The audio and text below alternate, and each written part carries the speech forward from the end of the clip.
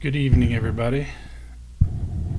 We're going to get into our space is not ready yet, so we're going to go into another one at least to kind of get things going.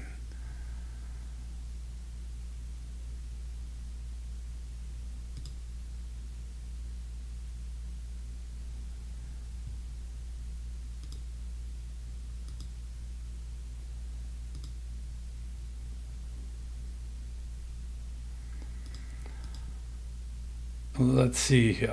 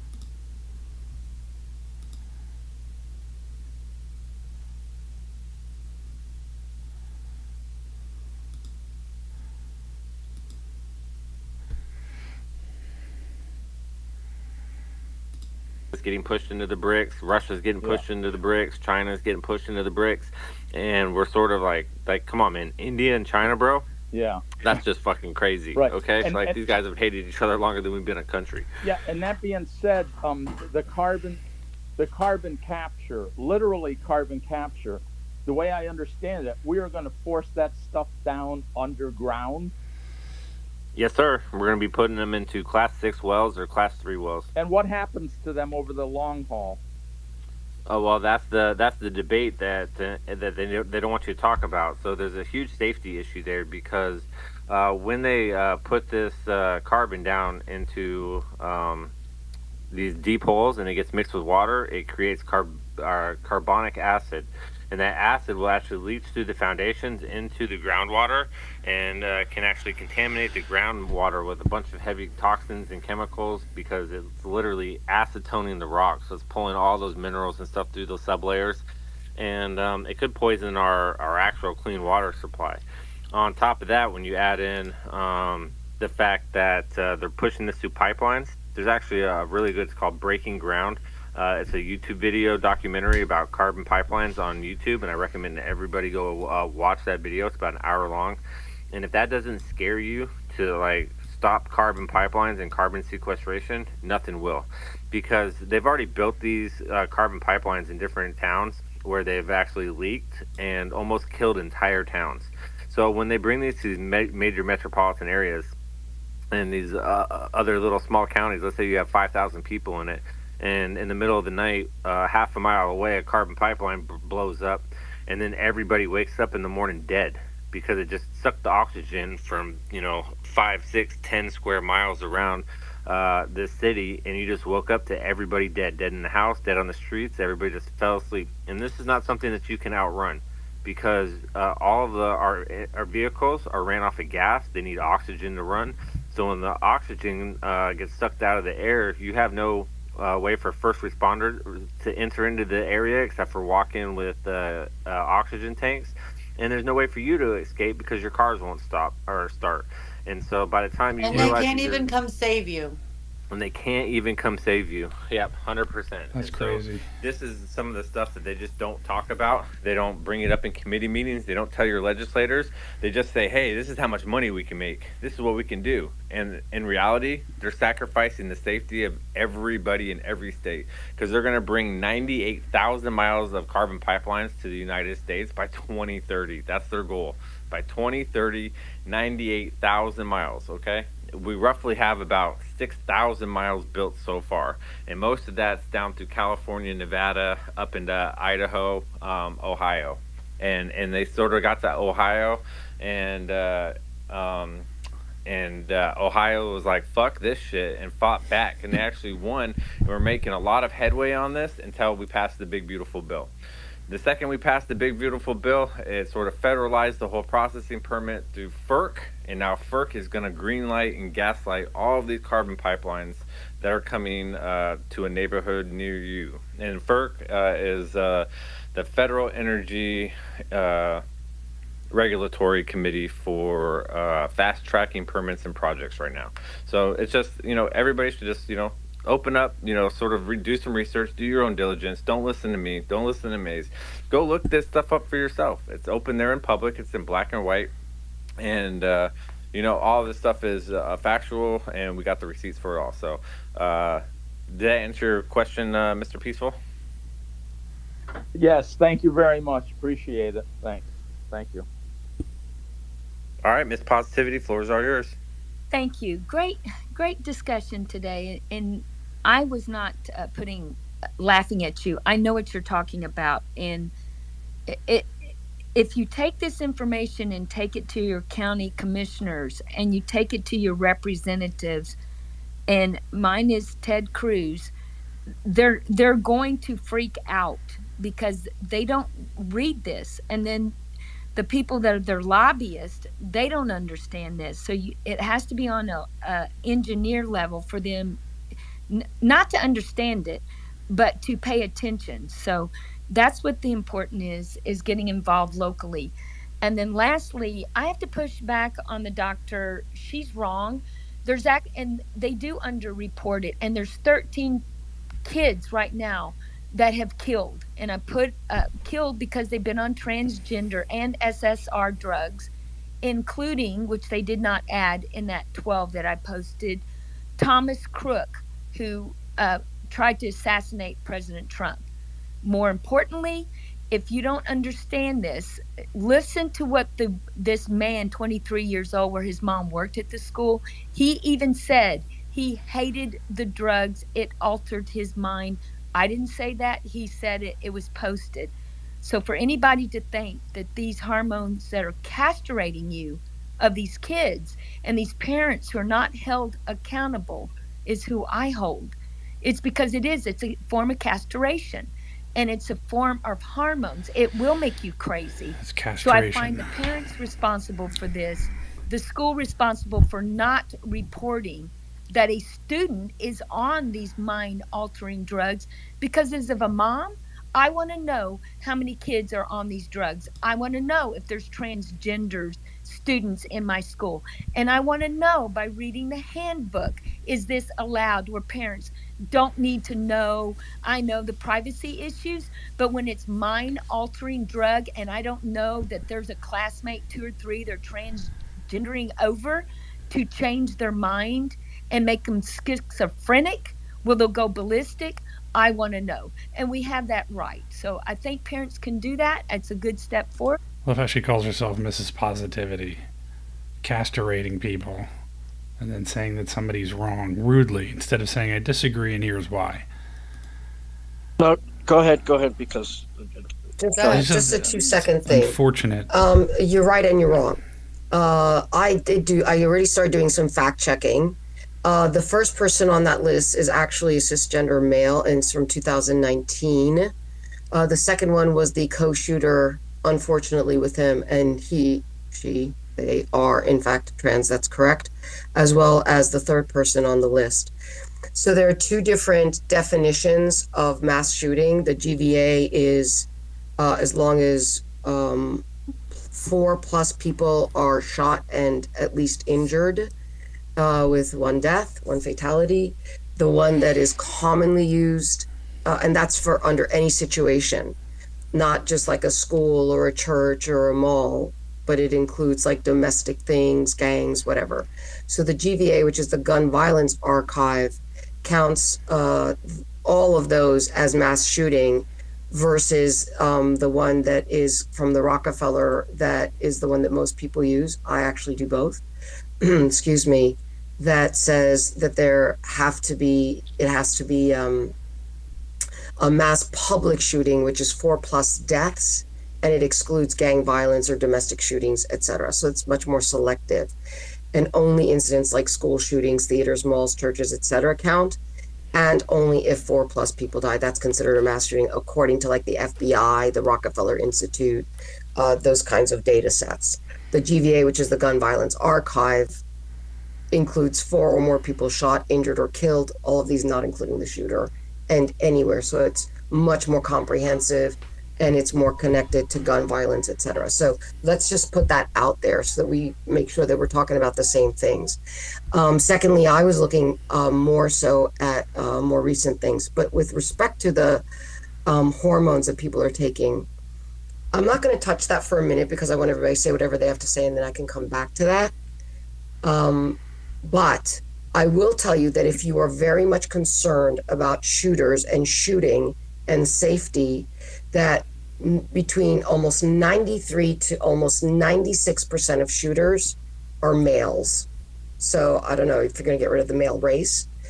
And also that, as was said earlier, the biggest issue is a mental health issue. And mental health issues can be both causes and results of what goes on with people who are having, gender dysphoria, etc. Just putting that out there. And let me just add on top of that, like there's a whole other factor that we're always forgetting with this persuasive technology. Like you could call it MK Ultra, or maybe we should just start using the word persuasive technology. Maybe that would be a softer landing, but that is a very real aspect that is happening. And we had hearings on it over 5 years ago, and it was never propagated across the world like all the shootings are. And when we say, that our elected representatives don't know anything about this, I would like just to remind you that we had this thing called COVID, and we also had this thing in 1976, and we also had this thing in 1913, and I dropped a link in the Purple Pill where I asked Grok a little bit of history, and I think everybody should go watch it. I uploaded it to the Wayback Machine because I think it's super important that we realize that there's a lot of money we spend for a library in the halls of Congress that has all the documents. So when we say that they have no idea, I'd like to push back on that and say they have every idea. No, I actually did bring those two things up. I don't know if not two. I would just say just the one, the MK Ultra. But so I agree with you. Okay. So Dr. Roshanak, did anybody have anything else to say before we close this space? And then again later we're gonna get on the predictive. Yeah, I do. Okay, I do. Because as I was going through this, I promised, or at least I said, and my word is my bond, AJ Nick, that I would look into it, and I did. And like I said, I got through the first 3. The first one was false, and the second 2 were correct. And then I saw while I was listening to you guys. Sorry. I'm sorry, I just said awesome, but I was going to say the one that you said was cisgender, was that one already on some medications for the HRT? Because that's when I didn't look at that. I was only looking at if they're trans or not officially. And then as I was listening to you guys, I saw that the post right after mine, because I wrote a post that said exactly what I told you. Hey, I'm sorry to break you guys off, but I have breaking news, okay? I am batting 10,000 right now, okay? And I just have to release something. Come on, you're batting higher than that. Dude, it's so bad, okay? It's so bad that I call this shit, okay? This is why, I'm just going to throw it out there one time. Everybody should follow me, okay? Like, I am... Everybody should follow Simpsons, you. I agree. Okay, I am writing, like, Simpsons episodes right now. If you catch an episode, you're going to know what's happening in the future, okay? So, despite the tariff talks, okay? Japan is not warming up to our Alaska LNG pipeline, which is basically, I'm just going to read the article for you, okay? Nikiski in Asia today. All right, we're going into our space.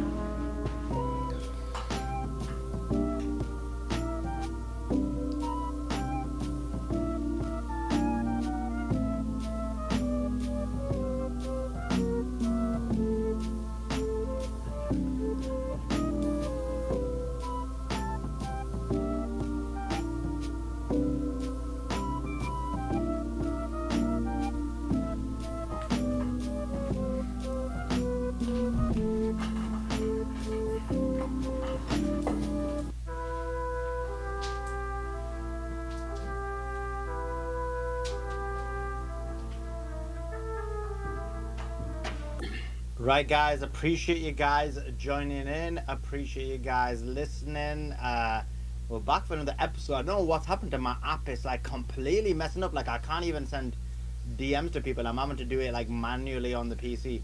That being said, guys, if you can do me a favor, retweet, reshare the space, let everybody know we're live. I believe it's an extremely important space.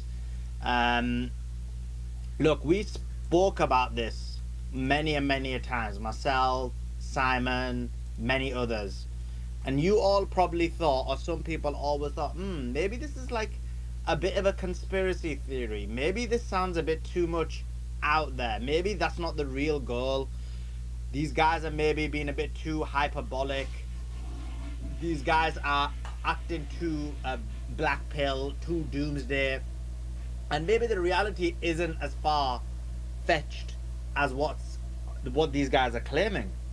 And I can see why people would think that, because you're not, when you're not looking into the details, or you're not looking into the connection, or sometimes there are some wacky conspiracy theories as well. One doesn't fully understand or fully appreciate the level of problems there are. And so that's the reason why I mean, obviously I don't want to make it into like, oh, we were right or anything, but I think we need to speak about this because they've now decided that they're going to enact this in real time. You had the guy in charge of Project Gideon literally saying today that they're going to roll it out next week. So let's speak about that. I will get someone to play the clip. Oh, no, it's like someone did tell me how to do it previously, so I'll try and figure that out. But what was it? Something about doing it with your voice isolation or some wide spectrum. I don't know. I'll try it anyway, because what he said was absolutely crazy. And let me get the tweet up in the nest for you so you can see what I said. Sorry, what he said. So Project Gideon. So let me just give you a bit of a backdrop on this, and then obviously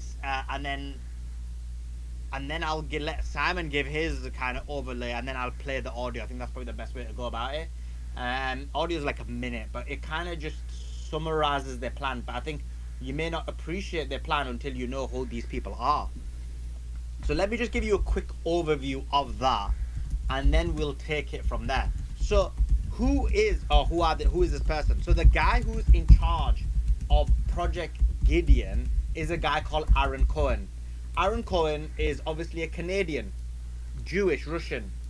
But what does he do? His views are that I'll explain his history, but basically he's brought up in Florida. I believe one of his parents is a movie star. And he himself is a very extreme Zionist, and he's always said that he has deep connections to Israel. He said, in one situation I read, he wrote, "I am a son of Israel. I will never get Israel out of my blood." So this is a guy who isn't born in Israel. He's not brought up in Israel. His parents are, obviously he's Jewish, but he's born in the United States of America, but he's explaining that his affinity towards Israel holds no bounds. And so when you understand that, you start to realize where or how the situation is, or the veracity of the situation, or the depth of the situation is probably the better way to go about it. Now, why I'm saying that is because when I so let me explain that in a bit. So sorry, I got distracted. I was checking what was going on. So what you've got is this guy who's born in Canada.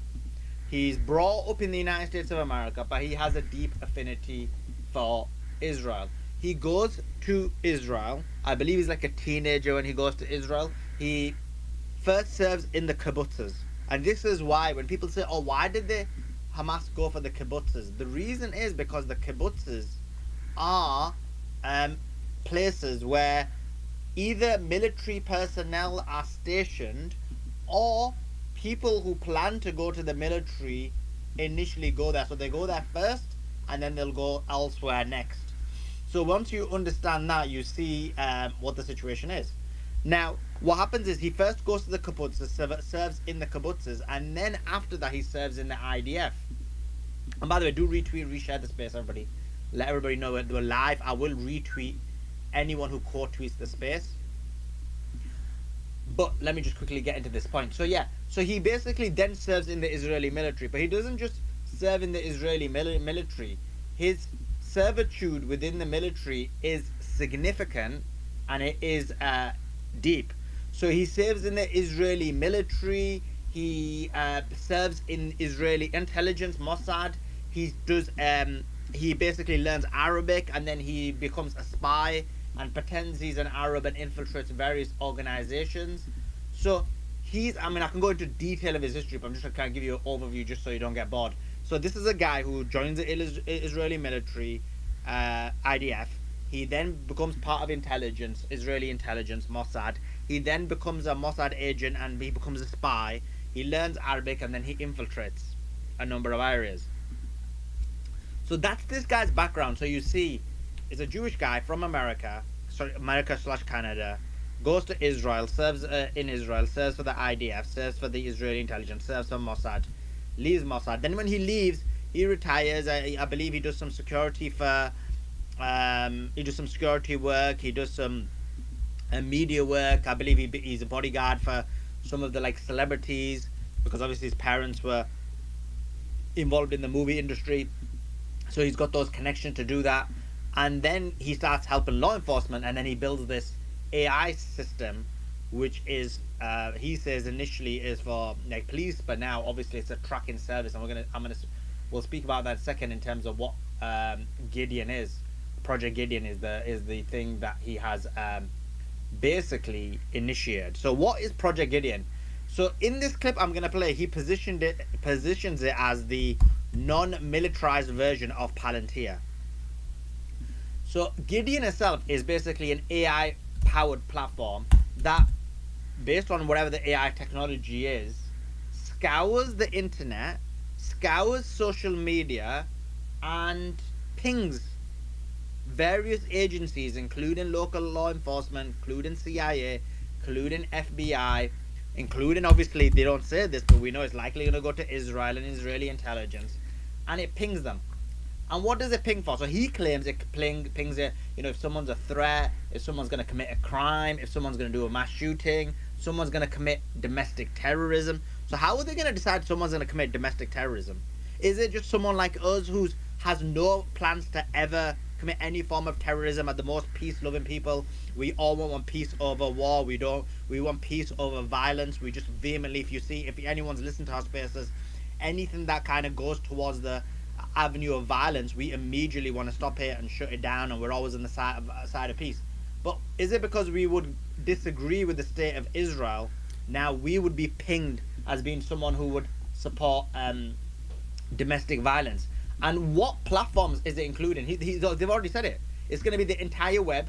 It's going to be 24/7. It's going to be X, Reddit, Discord, TikTok, Telegram, Meta, gaming chats, blogs, even fringe blogs. Like, everything is going to be scoured. He even says in one of the videos that they're using Israeli-grade ontology.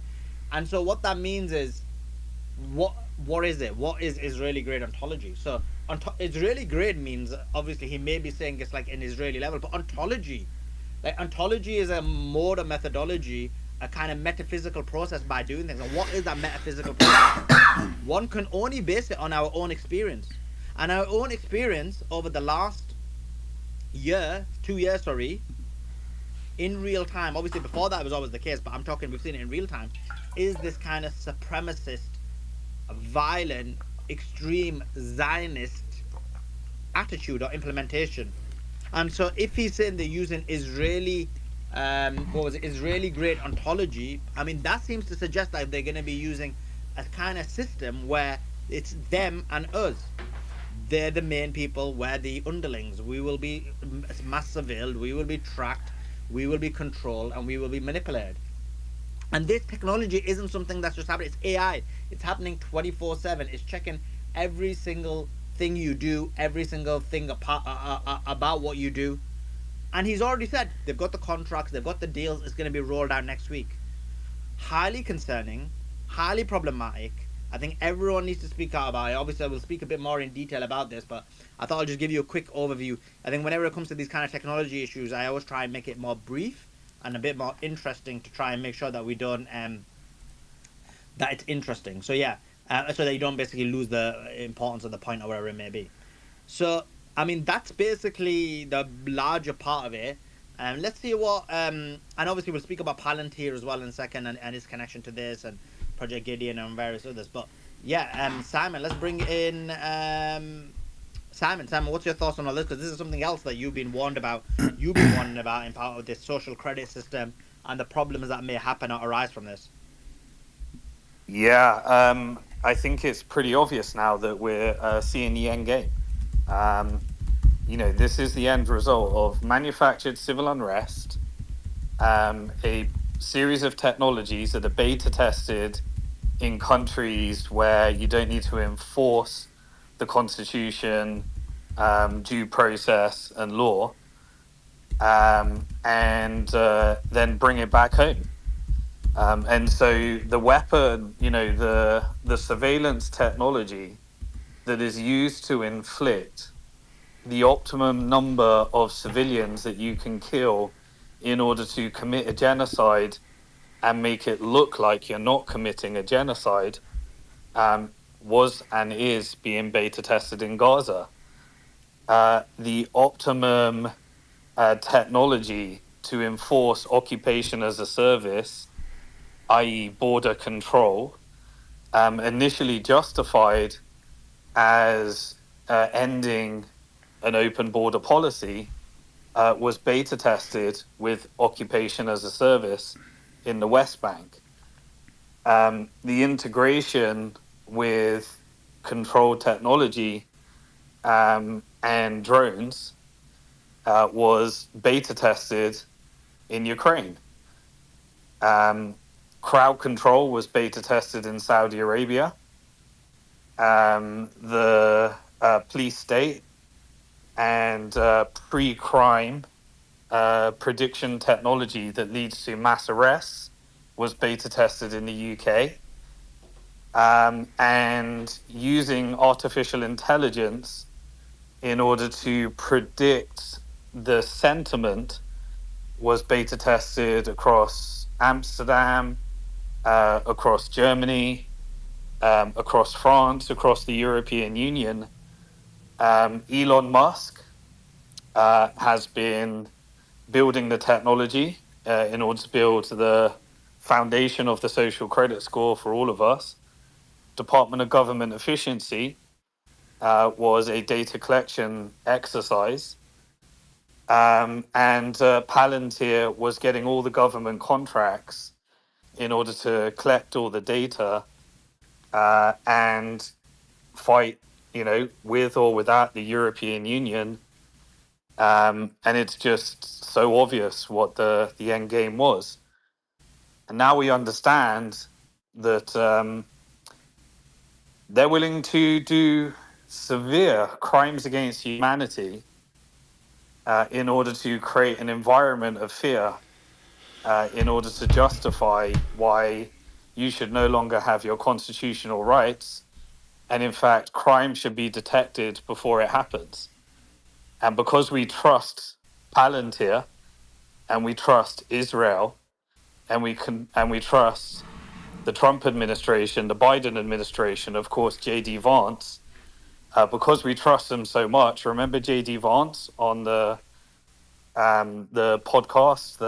What's the name of the podcast he went on? That American guy. Can you remember, Solomon, the podcast? Yeah, that's the one. The one. He went on the podcast, and his answer was, you should trust the government. That's the answer for what's happening with all of this data. The government are just contracting this all out to these private companies. And we're starting to realize that the whole thing was to use colonial tactics of colored revolution, civil unrest, and do it upon the West. And so we're witnessing the technology rolled out in real time. Next, integration with stable coins, programmatic free crime based upon how you spend your money, the geolocation, your social media data. And if you believe in freeing Palestine, then maybe we can make that an act of terror, classify you as a terrorist, and figure out what you're about to do before it happens. Keep you in your house, lock you down. All of these are possible. This is the land of the free, the technology of the free, with a constitution to protect from the tyranny of government, but they forgot to protect you from the tyranny of Palantir and the Israeli lobby and the military lobby and the banking lobby that control the government. So you're protected from the tyranny of a subordinate force that works in order to create an open air prison. And you may see that as hyperbolic, but I think you can see that whether what happened, the tragedy that happened with these mass shootings, whether that is just some crazy psychopathic behavior based upon mental illness, or whether it's more contrived, we said that they would utilize it nonetheless. It's an opportunity for them. It's an opportunity to pitch their new technology on TV and dress it in the narrative of MAGA. Here's how we're going to make America great again. While J.D. Vance argues with the European Union, claiming that he wants to protect the British people's data, while he's just a little bit pissed off that the European Union might get some of that data because, so everything's fake. These are all phonies.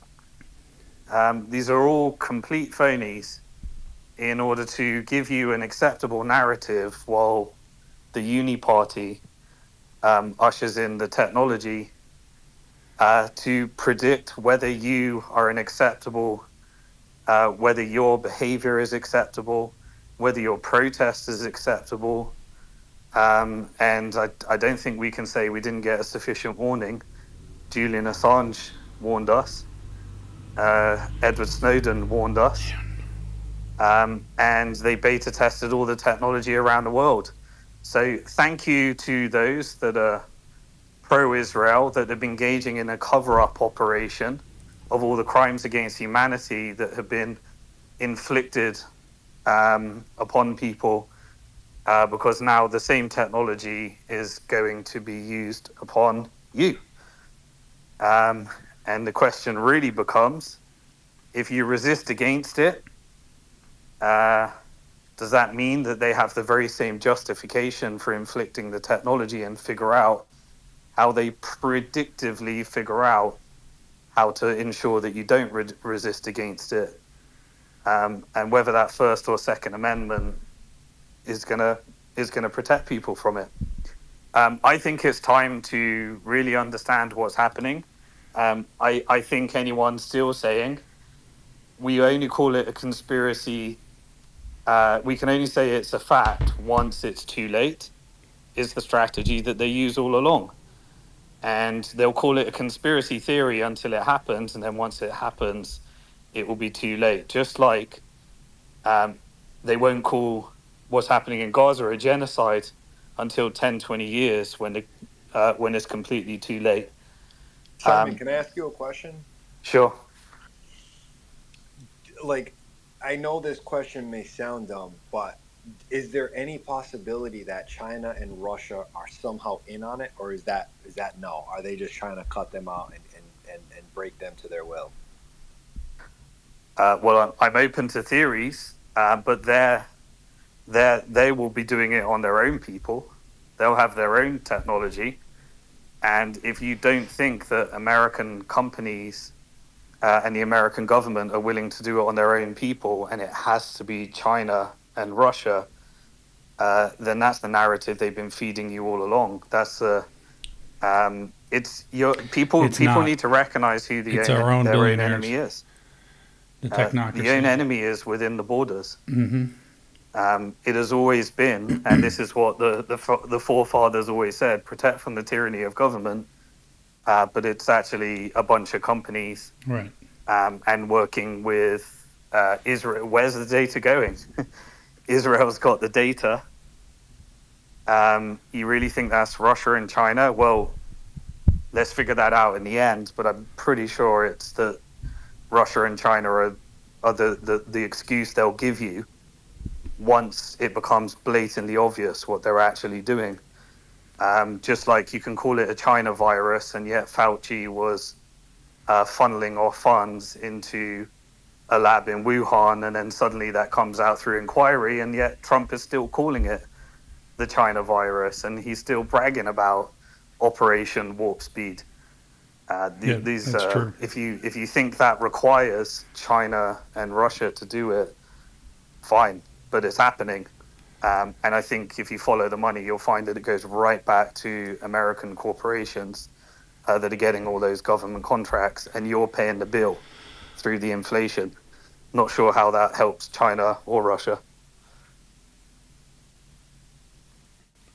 Yeah, guys, and if you can do me a favor, if you can retweet, reshare the space, and let everybody know we're live. I have been retweeting every single person who has been quote tweeting it. So if you quote tweet this tweet, that'd be awesome. And in terms of the comments, like I do actually want to know this. Like, what is your thought about? And I actually want to know this because we've got like 600 people listening to the space already. And I do want to know, like, what do you think that me and Simon and various others are being too hyperbolic? Do you think the threat isn't as bad as we say, or does this concern you? Is this a real life, real world threat that's coming soon, and this something that you've been cognizant of? And also, why are you cognizant of it? Is it through this space, or generally speaking? And what's your thoughts on that? I do want to play this. Just let me know if it plays. If not, someone will have to tell me the how to do it in terms of the because they always tell me to do something with the tools where it's like make a voice isolation or wide spectrum or whatever it is. So someone will have to tell me if it doesn't work. But let me just try and play this. This is this guy, like I said, this Israeli intelligence guy who was part of the IDF, Aaron Cohen, speaking about this on Fox News. Aaron Cohen, Gideon, AI Can you hear trailer. Let's play it very quickly. Gideon is the first real-time AI system built to detect threats online before they become attacks. Anonymous networks flagging behavior, predicting danger. We don't get a second chance. Let's not miss the next one. 15 seconds there, and you're talking about stopping mass shootings, attacks in Boulder before they start. Trace, I'm building the first AI-driven threat prediction platform for law enforcement. They're flying blind right now. I've got an elite team of engineers from Palantir. I've got law enforcement agencies lined up. 76% of these mass attackers posted some type of grievance online. This is America's early warning detection system. If you're a chief out there, reach out to me, get on my pilot. And if you're a VC, I'm about to open my seed round. Partner with me, and let's make America safe again and get cops the tools they need. Aaron Cohen, Gideon. That's him. Did you guys hear that? So he explains that Palantir, they've got the Palantir engineers involved. This is amazing. I mean, this is mental. Sorry, I just realized I made a mistake in the title. You missed a good version of that, Suleiman, where he says it's Israeli tech. By the way, in another video. Yeah. Actually, let me play that one. That one's Intelligence sent me that one. I retweeted his. Let me get that one. But it's make America safe again, massa. Right, I think it's this one here that you're talking about. This is also in Fox. To launch Gideon. Correct. I am now about to launch Gideon, America's first ever AI threat detection platform built specifically for law enforcement. It scrapes the internet 24/7 using an Israeli-grade ontology to pull specific threat language and then routes it to local law enforcement. It's a 24/7 detective. It never sleeps, and it's going to get us in front of these attacks. Would it have picked up on this, do you think? 100%. I wish my program program would already be up. We're not launching until next week. I've got a dozen agencies on board, Trace. I just unloaded a major Northeast It's unbelievable. agency with over 2,700 sworn. This is America's early warning system. Correct. And that's it. As I said, Palantir engineers created by an Israeli Mossad agent with Israeli tech ontology, and we went through what ontology could mean. I've told you my thoughts, but let's see what everyone else has got to say. Joe, what's your thoughts? Yeah, you know what I call this, Suleiman? I call this Mossad, right? Make America safe again deception. That's what they've created. It's a deception you need to another, make. You need another S in there, though, in the middle. No, but it is still Mossad. How would you say MASAD? No, I mean you're right. Obviously, I'm like my kids. Actually, there's two S's in the middle, and therefore you've missed one. Good sir, Joe. But do continue. Yeah, look. This is a deception to make America great again, or to make it safe. It's really strange. Like I always think things are tied together, right? Only because a lot of people don't make the connection between what's happening with Russia and Ukraine and what's happening with Israel and Gaza, which is simply, two competing trade lines that are competing for each other, and that's basically what's happening, what's stirring this. And I always look for the connections, and here's the connections: is the states where Trump is placing federal police are states that have already been identified as good states to have data centers for AI. The White House is shutting down to the public in the month of September. Melania Trump kind of wrote a post saying that we need to surveil people so we can stop this in the future. There's just so much going on. It's like this Gideon thing isn't new. Like what this guy's making up as being something new that they're going to launch. Like this already exists in some cities. So I don't know why they're making a big deal about it. But I think this is worse because this is going to monitor social media, and that's not what the other programs do. Like I said the other day, I was like, can please someone come up and give me a good reason why we have federal police? And what Doc had said was, because of crime and migration. But when you look at the numbers, the crime in those states are down and the migration in those states are low. So that doesn't make sense to me, right? I don't see anything good. Like, what is happening? Why are so many things happening in September? Epstein's victims are talking to Massey in September as well. Like, I don't get it. I get it. What China did, they're doing tenfold worse. So what they criticize China about being like this, like, state that controls their population, this is worse. We didn't get CBDCs, but we got, Trump's stablecoin, which I feel like more and more, that's what they're trying to push. And all of it's related. Is how do you control the masses? And I'm quite worried. I've been every night this past week, I've been looking into how did the Nazis start? Like, what was done? How was control taken? And things of that nature. Because the federal police force, you're basically centralizing your police force. You're basically giving all your power to one man. That's an issue. That's something that we've never seen in America, right? If he puts federal police in every single state, guess what? States' rights don't really exist. He will have the final say. He'll be able to basically do what he wants in those states. And yeah, it sounds hyperbolic, but I can't find, and you know me, Suleiman, I'm the guy that's always like, nah, like even like the JFK thing, I'm like, yeah, it could be Israel. There's things in there that they were talking to Mossad, but still not a full connection. that's direct. You have to make some leaps of faith, right?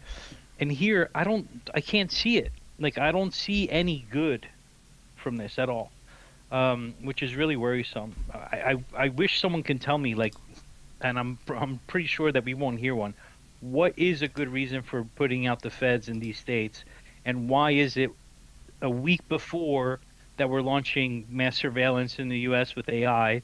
Why is it 2 weeks before the victims of SD meet Massey? Um, yeah, I don't know. I just see a lot of things that are tied together. So the really concerning thing is that this is in reaction to a mass shooting, and the guards were deployed. You know, the feds were deployed before that, and the sequencing of events. Yeah, you have to connect a few dots, but then you ask yourself, what of these shootings, which seems to be a very unique phenomenon in America?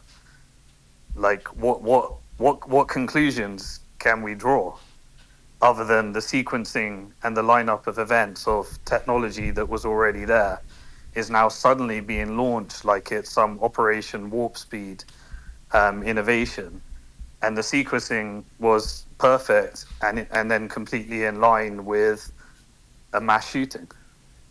Yeah, and how many get it wrong? Like, how much has Palantir got it wrong in Gaza, right?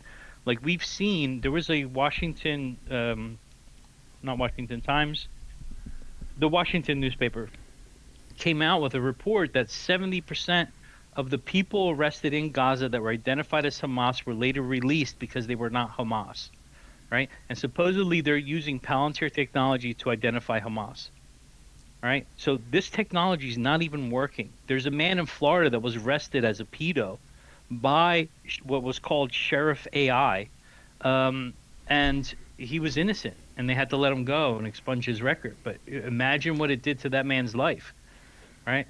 Where people didn't know what to believe. But that was AI that misidentified someone. Like, these things are not as good as humans yet, right? And even if they were, they shouldn't be doing surveillance on that's invasion of privacy. Even the Twitter files, like when you think through the whole thing, like you know, Trump was essentially taken off of Twitter. Then you get the whole Biden administration and the open borders. Then Elon Musk releases the Twitter files that leads to all the negativity around Jack Dorsey. You know, the whatever the order of that one was. Jack Dorsey then is essentially pushed in or sold X. X suddenly is pitched as a freedom of speech platform. And then suddenly the algorithms are all chewing away on X. And then we go through this journey we've all been through of freedom of speech yet freedom of reach.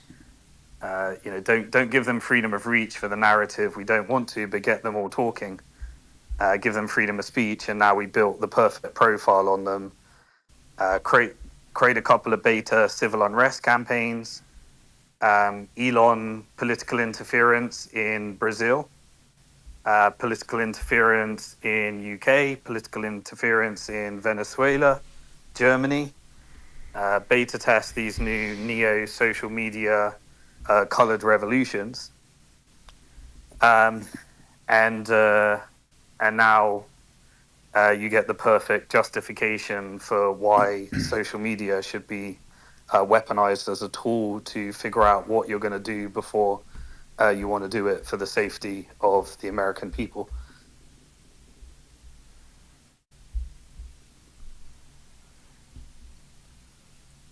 Yeah. It's crazy. I will go into a bit more depth about Palantir. Actually, let me just quickly ask you this one, Joe. Joe, you had a theory, right? You've not actually explained it on this space before. I know you've done it on like some smaller spaces, but you had a theory that those drones that were hovering over New York, I believe, that they were Palantir tech. Do you want to just explain and elaborate on that? Yeah, I mean, I think it's more than a theory, you know, just because. So here's what happened. Shit, now I forget the name of the other company, Red Holdings or something like that. I can look it up later and share it, but there's the big thing about the drones were the government came out and said they're not alien, but we don't know what they are, right? Um, and then there was some like senator or something that says they're coming from a mothership. There's like a mothership that's launching these things. Which is strange to hear they're not alien, but we don't know what they are. Well, if you don't know what they are, then they're alien by definition, right? Um, then you look at, okay, well, what's going on? Palantir announces the open source drone battlefield protocol in October. Sorry, Joe, And no, wasn't there one more detail? Didn't they try and blame it on Iran? Or is that a different one? they did, but I'm not even paying attention because that was just like, I don't know. I don't. There was no proof of that. That was disproven almost right away. Um, the Palantir launched the open protocol for battlefield drone something right in October. I have it on my feed. I can look it up. In October. In November, these drones start showing up over New Jersey. In December, things get heated up where people are filming these things every single day. They're going over top of U.S. military bases and places of interest, things that are of national interest, like power plants and things of that nature. And then in January, they just all disappear. In February, the U.S. government announces a contract with Red Hat Holdings, which is the only producer in the U.S. that has refuelable drones. So that are 9 to 12 foot long. That is exactly what people said they were seeing, that the reason why they couldn't be drones is because these things are the size of cars or the size of school buses or the size of vans, and they were staying in the air for 6 to 8 hours. So even when someone says, there was a mothership, I saw that there's a mothership, that's probably just a refueling plane that these things were being refueled, which Red Hat Holdings has. Later, Palantir announces a partnership with these guys as well. So to me, the only thing that this could be, the only human tech we have is Red Hat Holdings, who the government signed the contract with a month later, and Palantir did as well, who we know were using drones. On top of it, if you listen to the doctors' interviews that have been to Gaza, one of the things that struck me the most, because no one ever talks about it, right? But that the American Jewish doctor that's been very vocal. He said after a place is bombed, these drones descend and shoot everyone. It wasn't given a lot of attention. I don't know why it's not given a lot of attention, but he has said it in 2 different interviews where he has seen that happen. Well, they're unmanned drones, and we're flying drones over the U.S., and the only tech is from Red Hat Holdings, who Palantir made a contract with, and so did the government right after this test. So I don't know how it's just a theory. I don't know what else it could be. It is the most plausible probability of what actually happened. And if you look at that interview that you played, they talk about, oh no, sorry, who's the guy that has the weird Christian tattoo? That's Hegseth?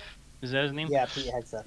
Yeah, Hegseth was on an interview talking about how do we fight unmanned drones? We need to look at technology. I'm putting together a task force tomorrow, multi-agency, to get the most intelligent people in our organization to figure out how we can monitor and fight unmanned drones. And to me, they're going to make unmanned drones, because typically, how do you fight a jet with another jet?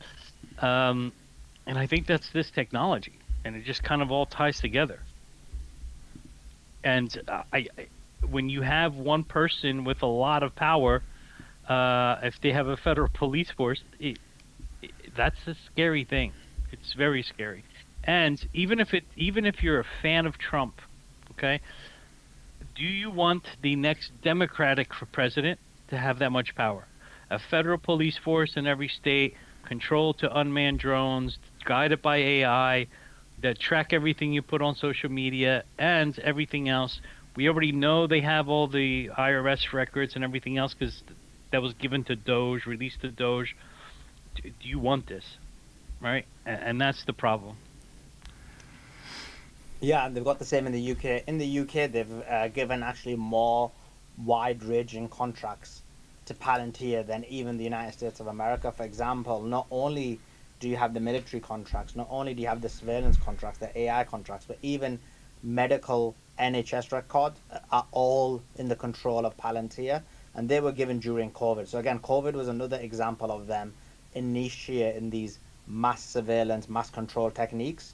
And it was during COVID that Palantir was given that again. So they always put one or people through this notion or idea of like basically impending doom, claiming it's for your safety, and then they use that to take away your rights.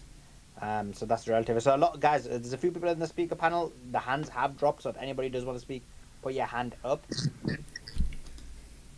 Jump in, Shadow. Yeah, I have a crazy story to tell everybody about what is going on with the censorship. Well, first of all, though, I just want to thank you, Solomon and Simon. I've been listening in ever since the Iranian war breakout took place, and I pretty much stopped listening to podcasts or anything else and just started tuning in to what's going on live. So I've really enjoyed all of the hot takes that you guys have had, and hosting the space has been great.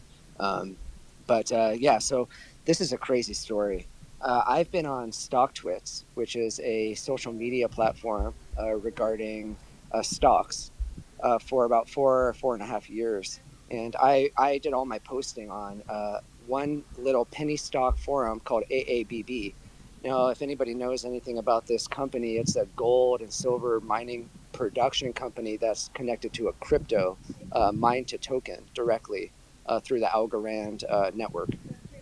And they're this juggernaut that has just started to become a beast within mostly Mexico, but they have connections to China. Their company name is called Asia Broadband, and they have been just starting up and doing an excellent job of growing their company, and they now have assets totaling 150 million. It's going to be growing to they have $1 billion stockpile waiting to process. They just got this great processing plant built, and the stock is being suppressed into oblivion based off of naked shorts. It's like pretty much so obvious at this point.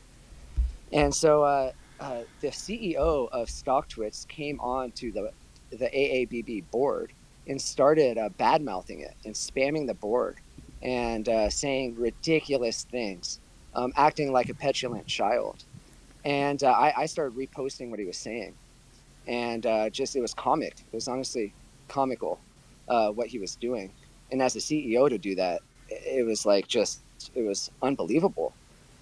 But then I discovered that he has a shell company based out of the Cayman Islands, and that was something I posted. It was the last post I was able to post before I was censored and banned from StockTwits.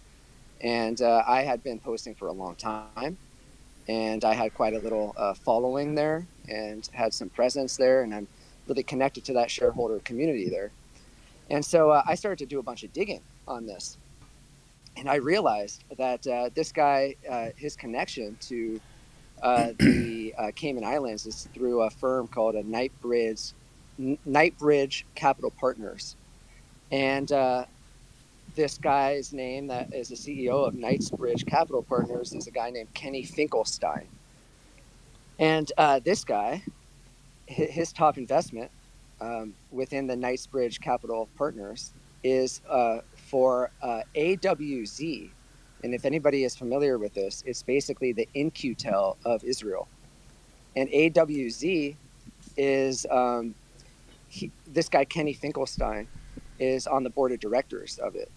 And the guy that operates AWZ is a guy named Yaron Ashkenazi. Okay, Mr. Ashkenazi himself, who spent 30 years on the Mossad. He advises Netanyahu through the Israeli Security Council. And he is part of a venture capitalist operation that quite literally you can go onto the website, and I am going to be exposing all of this on X. I'm just getting onto X. I had been on it a long time listening, but never posting anything. So I'd really appreciate any kind of follows because it's hard to get reach on X, especially as I'm exposing these issues. But I have documented and taken a compilation of all of the different technologies, which cuts across all sorts of fintech. So it's a bunch of financial technology. This guy, Howard Linden, the CEO of StockTwits, he's Ashkenazi Jew himself, and he's based out of Canada. But he's his own venture capitalist through social leverage. He helped seed Robinhood, he helped seed eToro, and he has helped seed numerous other technologies. But then you look at the AWZ venture firms and the hundreds of millions that have flown through them, and you start to see all of the technologies that they are seeding. And it's quite literally the beast system, the drone warfare, the AI tech, all the dual use on the financial intelligence, sentiment intelligence, biosurveillance intelligence. It's like the entire construction. You can look at it. I'll be posting about it. About companies called like Octopus or internal control systems, and there's numerous. There's like 35 different ones currently, and it comes directly out of the Shin Bet and the Unit 8200 of the IDF. It's a brainchild of these people, and then they use the Knightsbridge Capital firm in the Cayman to then connect to New York, UK, Canada. By the way, Stephen Harrell, the former Prime Minister of Canada, is on the board of directors as well of this AWZ, as well as like a former CIA director, James Woolley, FBI directors, MI5 directors. So it's like all of the Five Eyes, or as Netanyahu now says, the Six Eyes. These guys are all at the helm of this, and it's quite literally like it looks to me like the epicenter of like the New World Order, like beast system, and all of the different companies they're in. And so what they do is then they connect through this Knightsbridge Cayman firm, and it gets connected into CAIS, which is like this alternative Amazon investment thing that's connected to all the brokerage houses, Fidelity, Schwab, and various others, all the banks. And I'm just seeing this now as like this complete control system. I'm being censored on StockTwits, but I feel like I'm going to be censored here soon too, especially after what we saw. Yeah, with the I think pedophile. if I mean, Simon, you had something similar, right? Simon, with Celsius, where I mean, just briefly, I know you've given a detailed story before, but I believe that you were you invested in Celsius, and then they scammed all the people who invested, and then one of the main guys was some Israeli Mossad guy, or some Israeli guy who basically fled to Israel and is friends with Netanyahu. Is that right? If I remember right, Celsius. Yeah, the Celsius network had deep Israel connections. They had an office out there. The co-founders, like Alex Majinsky, who's just been sentenced to 12 years, he was in the IDF around the time of the Lebanon invasion. So, and yeah, not to go into the whole thing, but essentially 650,000 victims. It was I think at its height, it was about a $30 billion Ponzi scheme. And the co-founder, Daniel Leone, while this was, Mijinski got his 12 years, the co-founder, Daniel Leone, is now doing AI startups in Israel with the customer of the Prime Minister's office of Israel. And one of the hacks that occurred that led to part of the whole of creditors' money was a company called Bancor Dow, and Bancor Dow was seeded by the niece and nephew of Benjamin Netanyahu. And Daniel Leone, the co-founder, his wife is on social media propaganda arm of the IDF that was involved in leaking the story that led to the fall of UNRWA by connecting it to October the 7th, which has now led to the starvation campaign that we're witnessing right now, because Gaza Humanitarian Foundation is not able to distribute through these 4 distribution channels, and IDF soldiers are massacring Palestinians as they starve and queue for food. So you can connect this, and it's too complicated to do like the whole web, but you can connect this to Operation Choke Point 2.0. You can think about what happened with FTX and Sam Bankman-Fried, and you can just go down this web and rabbit hole of shell companies and operations that have led to the direct theft of pensioners' money, the cleaning out of their savings accounts, and really a hostile takeover of many of the components of the cryptocurrency industry. I'll park it there. Yeah, let's bring in Mr. J. Mr. J, jump in with your thoughts. Hey, what's going on, man? So just got to the conversation, but yeah, great. Oh, sorry, Jay. Points. I was about to say. I was gonna say I did say Mr. J, but I know you both got same names. But let him go first. My bad. He's been here from the start, you see, and then we'll. No, it's all good. Can y'all hear me just fine? We can hear you. Yeah. All right. Well, first off, I've been listening since the Iran conflict with Israel. Suleiman, you put on the best spaces. And shout out to Simon for all the crypto knowledge. I used to keep my stuff in hot wallets, but now everything's, off grid and everything else. So I'm also following your motto of more Bitcoin this month than last month. So that's that. But my thoughts on this whole Palantir situation, it's really scary what the amount of technology and data that they're all going to be gathering on us, especially when it comes to social media. And I mean, we all know that they've been, tracking for quote unquote ad agencies and stuff, listening to our conversations from the jump. And now it just seems like it is getting more and more ramped up with the amount of heated rhetoric that is just constantly pushed down our throats on a 24/7 basis. And we all know why that is, to destabilize and mess with the minds of the masses. But my big question is as a regular individual, just a small town guy here on the East Coast of the U.S., what kind of things could, people like me do to protect ourselves from that kind of mass surveillance and, just what I feel is the big, shift that's coming? Like, what do you think we could do? And I'll leave it right there. I think, unfortunately, the answer is nothing. Simon, do you want to answer that, and then I'll jump in? I just quickly need to just write this tweet out. Yeah.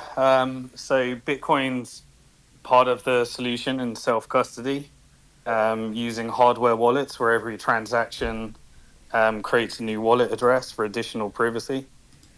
And so that allows you to opt out. But anytime you're going to be in the fiat currency world or even the stablecoin world or the CBDC world, you're going to be subjected to this surveillance.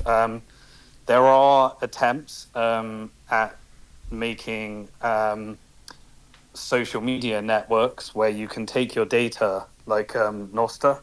It's like a peer-to-peer system where you can store your data and you can take it with you if you don't like the app you're using, the social media.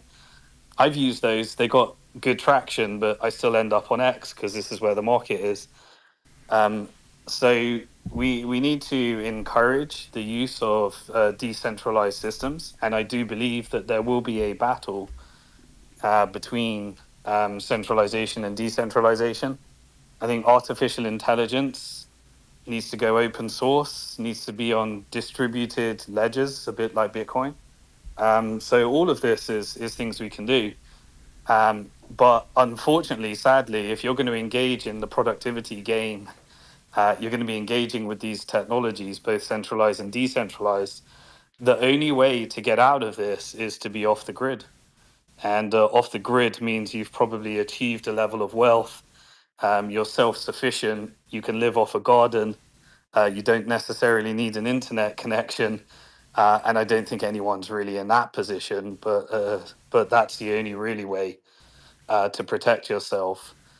So in a sense, in order to live in this world, we have to engage in this. So there's not much we can do about that, other than collectively encourage these decentralized technologies, and create a resistance against it, by I haven't really got too much more to say than that, because if you're not using AI, you're not going to be productive in the modern world. And if you're in a position to go off the grid, then go for it. But not many people are in that position. Yeah, for sure. And guys, we've got some more news. I did see this a few hours ago. And it was this. It's and Didi just sent me as well. There's a new anti-Semitism app that's launched, and basically it's a new mobile app called Report It. Has been introduced. I put the tweet in the nest so you can check it out. But it's a new app called Report It. Has been introduced by the Combat Anti-Semitism movement, offering individuals a way to instantly log instances of anti-Semitism as they occur in real time. The app allows users to file reports confidentially, with submissions directed to relevant authorities, news outlets, and advocacy groups. So basically, what they're going to have is in that app, you know, they'll start claiming everyone's anti-Semitic. Obviously, they'll start, for example, this space. They'll probably say this space is anti-Semitic. They'll report it to the relevant, they'll put it in the app. It'll ping to the relevant authorities, whether it's in UK, US, various media outlets, NGOs, all these NGOs that they have control over. And then things are just going to escalate significantly. So when you see what's happening here and then you connect it to what's happening with Gideon, which again is Israeli tech being used to control the people, and Palantir, you'll see all of this interconnected and interwebbed. It's extremely concerning. And you're seeing your rights being corroded away in real time. Let's bring in what's the name? Philo, you've been on the space for a while. Jump in with your philosophy now. Sorry, philosophy now. Jump in.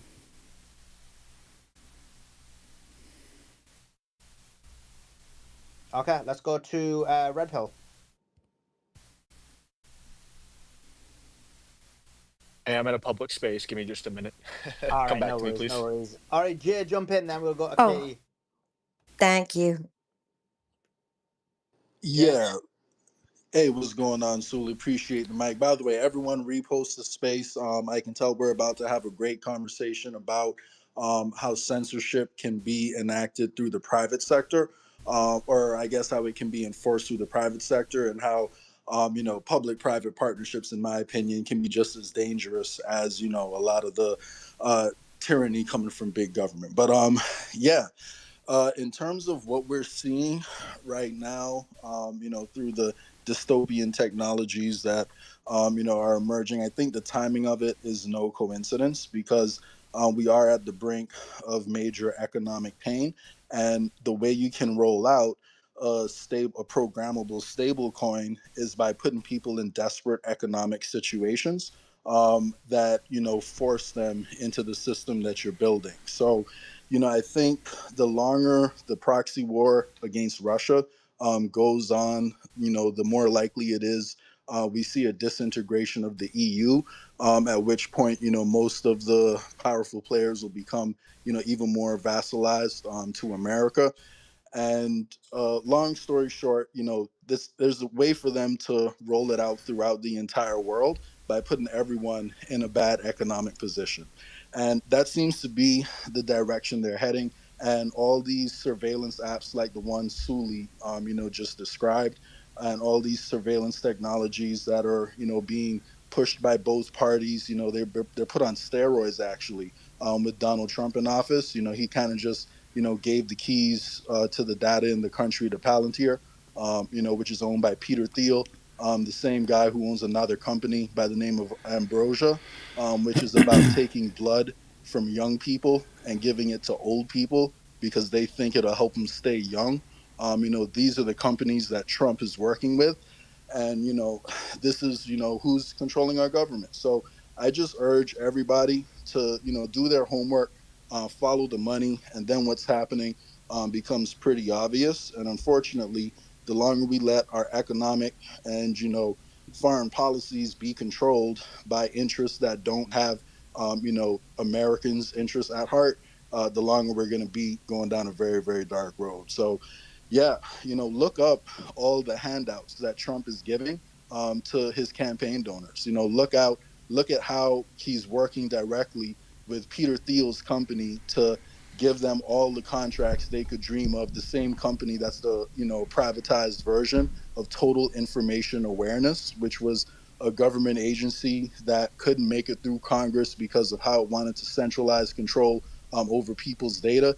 They knew they could trick people and push it through the private sector through Palantir. And so Palantir was founded with CIA money. So follow the money. That can tell you all you need to know.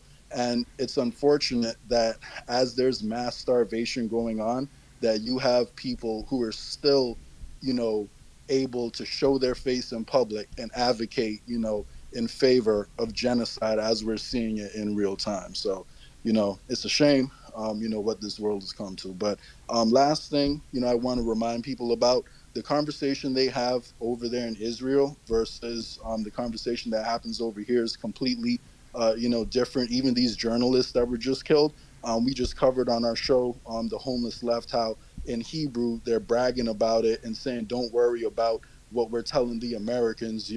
We're going to keep on taking out, the journalists and keep on." Taking out the hospitals, essentially over there. So they have a completely different conversation over there than, what the propagandists on this side try to push. And I'd encourage people to look up how people in Israel talk about the genocide in Gaza instead of listening to how they talk about it over here. Because if you want to understand the Israeli position, you got to see the propaganda that they're brainwashing their own people with. Appreciate that, Jay. Yeah, I agree. I agree with that. Let's bring in Katie. Katie, Oh, go thank ahead. you. I'm sorry Look, for spamming you with the yeah, you waving love your hands. emojis. Like, No, just chill I out, can't bro. help it. I'm like smacking my own hand down. I'm just like, no, stop it. And then I just throw another one up and I'm like, ah. I panic because I got to get my son to bed. That's the only thing. Sorry. I do apologize, but at least I'm accountable. So thank you for bringing me up here because this is a really, really, really, really, really important topic, and something that I'm incredibly passionate about. A is just the protection of all people. Period. And call me naive, but with a big heart. I really, it baffles me why we're even at this point. It breaks my heart that we're even at this point, to be frank. Now, the thing is that I remember back in the day when Elon Musk, God bless him, that he created this creator revenue, blah, blah, blah. And we all had to be, quote, verified through a company, right? We had to fill out our information. And the company was called Authentics, AU10TIX, which is an Israeli company, right? And I looked into them because I wanted to find out a little bit more and understand who they are. I won't bore everybody with this long story and I'll keep it concise to the Too point. late. Is that okay? So they do verification checks, and normally, typically, they deal with financials. However, X severed the contracts because of a data leak in 2023. That's in the news, but it's worrying because they've already got our information. It's it's this Gideon app is nothing new and of no surprise.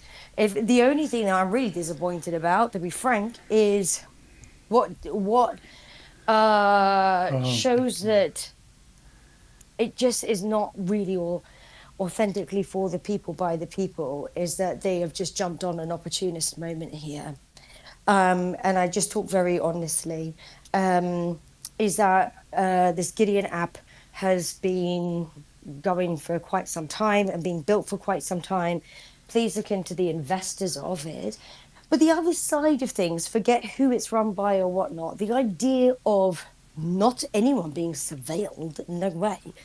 But we've got to look at the future and how do we solve a problem collectively in the best way that works for all of us. And unfortunately, these private companies, they're not listening to the voices of the people. They are just presenting what they feel is going to be the best fit. And that's why there's pushback, because there's zero transparency. And I don't agree with that at all. And then with the anti Semitism app, you know, there's so many apps out there on the market. Look, I'm a startup tech founder myself, trying to, create something for everybody's safety, personal safety in the creative industries. But I am certainly not exploiting a tragedy, for example, what happened in Minneapolis, to then put what it is that I'm building in the forefront of everybody's mind on like YouTube or Fox News and so on and so forth. I just don't like the lack of transparency there at all. But everybody has a right to be protected. And then I'll land this here. But furthermore, it is so disappointing that we even have to have apps like this or potential apps like this, because law enforcement should just be doing their job. Do you know what I mean? Like, they are there in a position, and so government, whether you're in the UK, US, whatever, they are all in positions of quote power and should do their job properly, transparently. And it's just such a shame. It is such a shame. And I'm desperately disappointed. But we have the power within ourselves, as we the people collectively, not just US, but UK, etc., to put our best foot forward and do something about it. I know having these conversations is just as important because it's bringing awareness. But I myself, for example, I'm fighting to change law and legislation on a daily basis, not because I think I can, but if I don't try, then what's the point? You know, I have to, because collectively, when our voices are heard, then change happens. And so thank you very much for letting me share that. Or clearly you can hear I'm really, really passionate about it. Yeah, But go clearly, ahead. just a couple of things. So the first thing is I agree with you in terms of these technologies being there previously. For example, Palantir, you're from the UK, I think. Yeah, I So know they're Palantir, though. They're gross. You know, Keir Starmer went and visited them because this idiot, the guy that is the British ambassador in America, who is an absolute pedo. No, it's a recorded space.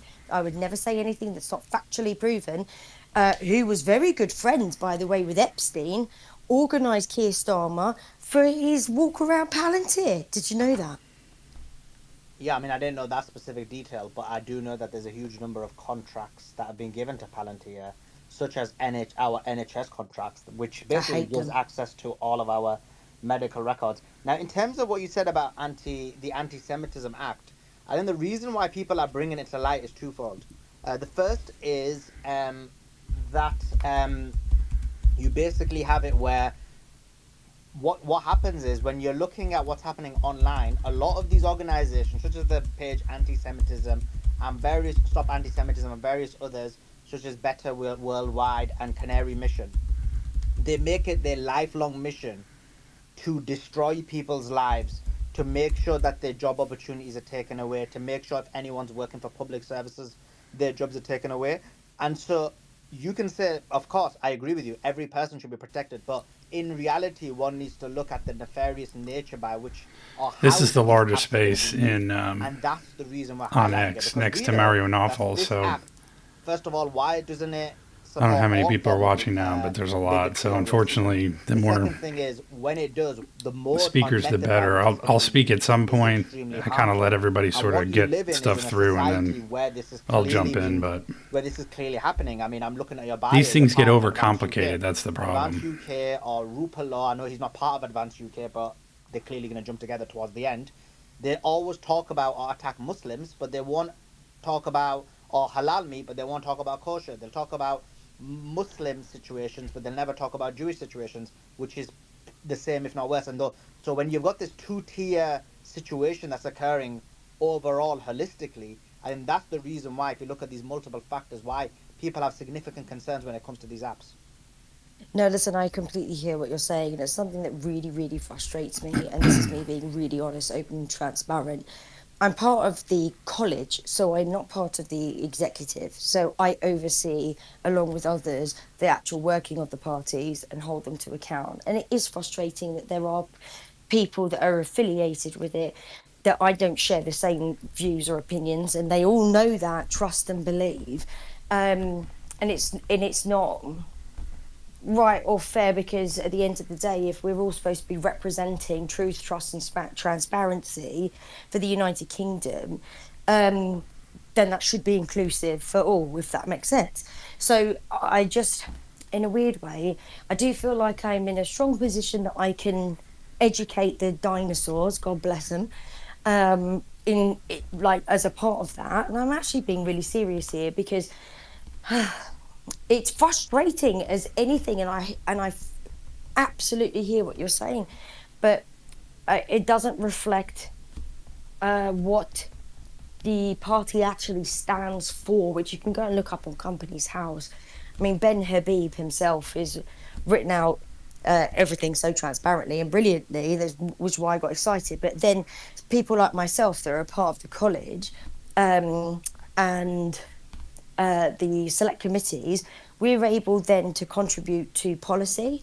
So listening to the people's voices and then translating that into policy and actually implementing it transparently is actually really what matters. And I will absolutely go back to everybody and share that and highlight it, that it's very, very important. But unfortunately, as you know, I'm sure that we all come from different generations, and it's not right at all. But there is a responsibility But there's of a the way huge that, response. So just on yeah, that, and I appreciate your words, by the way. But there's a huge responsibility because, first of all, you've got Ben Habib, and he's put Tommy Robinson as part of his party. Now we know Tommy Robinson. I did a thread about him. His long criminal record and civil record. We know you know, that he's his not whole. part of the party though. I didn't say he was part of the party. I said that basically you basically had it where he endorsed the party, and then Ben Habib was basically tweeting and tweeting about him and getting excited that he he did. He said thank you Tommy Robbins for joining, and so he is part of the party. He said, and that's from Ben Habib, the leader of the party. So I'm just reading his tweet now. So he has joined the party, and someone like Tommy Robinson, as an example, his whole thing isn't about migration, isn't about any kind of social issues. It's solely about hatred of Muslims. That's the first thing. Funny enough, the guy in charge is a Pakistani, born in Pakistan. That's a separate point when we talk about migration. And then the other, and so when you look at what that means is and why I'm saying this is what we're seeing, and this is what the space is really about. But I think it's good that we're able to connect this. Is what we're seeing is people like Tommy Robinson, largely speaking, Tommy Robinson, with people like Rupert Law, their job and agenda is to cause a huge amount of race riots and racial tension and religious tension in the UK. They caused riots last year, without a shadow of a doubt, where people were injured significantly. Their aim is going to be to do the same again, and they'll continue to do it as escalation occurs. And when the point gets to mass escalation, what's going to happen? What we're talking about, there'll be mass surveillance, there'll be mass control in the United Kingdom. And that's really where they're taking us towards. And so when we talk about these things that we're afraid of, in reality, it's people like them who are creating the mechanism by which, and the fact that Tommy Robinson is connected to Israel, he is linked to state intelligence, all of that tells you, and someone like Rupert Law, as an example, he'll talk about Muslims, but he'll never talk about, for example, Israeli infiltration in the United Kingdom. He'll talk about halal, but he won't talk about kosher. So when you look at all of that, in reality, what you've got is a mechanism is being created to take away people's rights in the United Kingdom. But before honestly, it breaks my there'll be heart. anarchy and chaos. Sorry, go ahead. No. It just absolutely breaks my heart, because I don't stand for anarchy and chaos whatsoever. And I'm sure that people can make their own mind up or opinion on me, but I know who I am, and I'm a good person with a big heart, and I want the best for everybody. I'm a mum, and I just wish for change, positive change moving forward in the future. And if I have the opportunity to, how do I say this? Fucking Brits are so hold annoying. these types of Okay, people to someone sent me a account. video. Were you on X Factor? Oh my god, yeah, don't tell anyone. I'm so Oh my embarrassed. I God, you should hate do it. Simon You should do Cowell. it. You should do a duet with Maze. No Yeah, jokes, so jokes, you jokes, can jokes. tell. Yeah, she was on Maze. a show because she's so Because I goddamn know full what of you're herself. talking Sorry, God. about. I do. Oh gosh, God bless her though. The thing is though, to be very frank, all right, get you a drink. Oh my God, I may as well be an employee of my house, and my son's demanding drinks and gushing as well. But look, unfortunately, you know, I've been through my own fair share of whatnot. Not a woe is me, but it is a little bit. I've been trafficked, sexually assaulted, treated like garbage. There's such a lack of police impartiality here in the UK, and there is a system in place that protects really horrific people in positions of alleged power. I mean, even look at Keir Starmer with the whole Jimmy Savile thing. But what's so Well, yeah, I frightening? agree with you. By the way, I agree with you there. And Thank you. even Tommy Robinson, if you look at his entire network, I did a thread of 112 people connected or linked to him, either directly, indirectly, 112 people who've been partaking in sexual grooming and child pedophilia. So I agree with you. Well, I just don't stand for any of it. But I just personally believe, because look, I have a responsibility as a mum to show, because I've got sole custody of my son. He's only 7, God bless him. But I feel to bad for the dad. Can you hopefully imagine what he's going through right now? guide my son in the right way, where we're inclusive of all, absolutely. But if you have a passion and a mission, you've got to turn poison into medicine, and the only way to make change is if you actually try and make change for real life. Do you know what I mean? So it's such a long and complicated conversation, I guess, for another day. And I'm happy to speak to you off spaces about it or on spaces about it. That's okay. It is enough with these Jurassic idiots that are, you know, trying to run a country, but for not only this generation, but future generations, when they can barely see past the end of their nose. At the end of the day, there is such a thing called the rule of law. And the same goes with America as well, by the way. In America, they've got the Constitution and so on and so forth. And I respect everyone having these conversations, but we have to get in there ourselves to also make change. And it may be a bit of a controversial way to go about things. Not to say it's inauthentic, but I studied law during lockdown. And, you know, I got my law degree, and I came first nationwide in the Oh my national God. what is it, National Development Awards, etc. At BPP University. And the only reason why I studied law is because They're I gonna wanted hear to a understand what resume the now. hell was going on and how we can change it together. But I hear what you're saying, I really do, and it just breaks my heart because we're in 2025. Do you know what I mean? We should not be dealing with all of this I stuff. agree. I agree, Katie. Let me just give people Thanks for some more. letting me speak. Appreciate it. Thanks for coming on. Let me just give people some more news.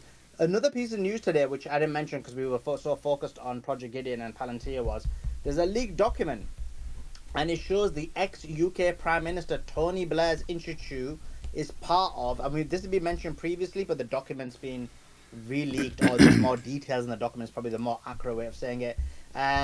Tony Blair's institute is part of the Trump Riviera and Elon Musk Smart Manufacturing Zone. This internal paper called the Gaza Genocide, a quote once in a century opportunity to rebuild Gaza with artificial islands, blockchain trade, and tax-free zones. And then I wrote, Tony Blair is a war criminal. He can't even walk the streets of the UK. Such is the depth of public contempt he faces amongst the British people, because the people of the UK find him horrific. They find him horrendous. They find him a war criminal. We had more than 1 million people in the United Kingdom march against the illegal war in Iraq. One thing about the UK is the people of the UK, not the government. Obviously, the government is controlled by Israel, but the people of the UK have always been anti-war, largely speaking, spoken against this, spoken against these horrors. And just like you saw the marches for Palestine, where there's been in some weekends over 1 million people, well, the same thing was for the illegal war in Iraq. We had over 1 million people march, 1.3 million, I believe it was, which was the biggest march in Europe, if not the world. But yeah, let me bring in Jay. Jay, what's your thoughts on whatever we're speaking about? Yeah, There's I another wanted one. to actually touch on one of the things Katie mentioned and also Simon mentioned before that I forgot to bring up. And Katie was talking about the importance of staying involved and making sure we're actually running for office and trying to get these corrupt folks out. As people are doing that, I'd encourage them to actually look at the structure of a lot of these parties and how that could be empowering the corruption that we're seeing play out on stage. So, I actually had a quick question for Katie. I know you mentioned that you've been studying law, during your Yes. time, over the pandemic. Did you get a chance to look into They're gonna how, glaze each other. decentralization could be built into party bylaws, so there isn't the centralized power that we see in the parties today? Is that something that's ever crossed your radar before? Oh, wow. That is an amazing question, and thank you. Well, when one See, studies law, we typically stick to land and trust, public, criminal, tort, and so on and so forth.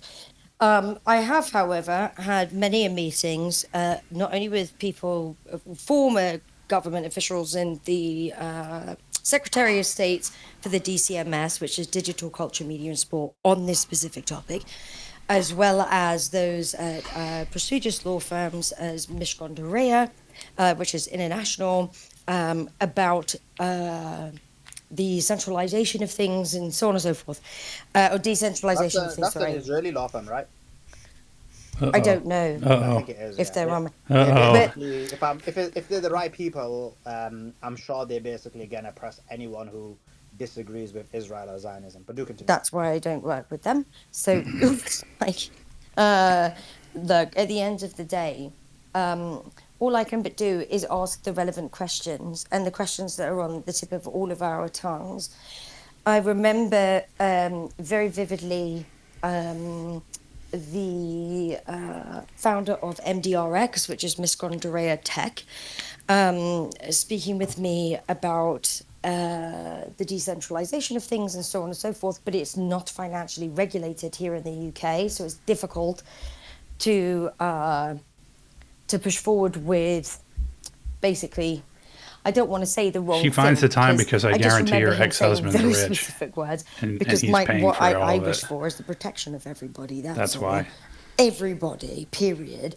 And I asked questions about decentralization, NFTs, so on and so forth, Bitcoin, cryptocurrency, so on and so forth, and how people can be protected, but without necessarily going through a body, you know. And then I was told that the Financial Regulatory Authority at that time wouldn't approve that. And it's very complicated and it's a lot. So, yes, to answer your question, Jay, I've looked into it. Oh, Do I know so about it? complicated.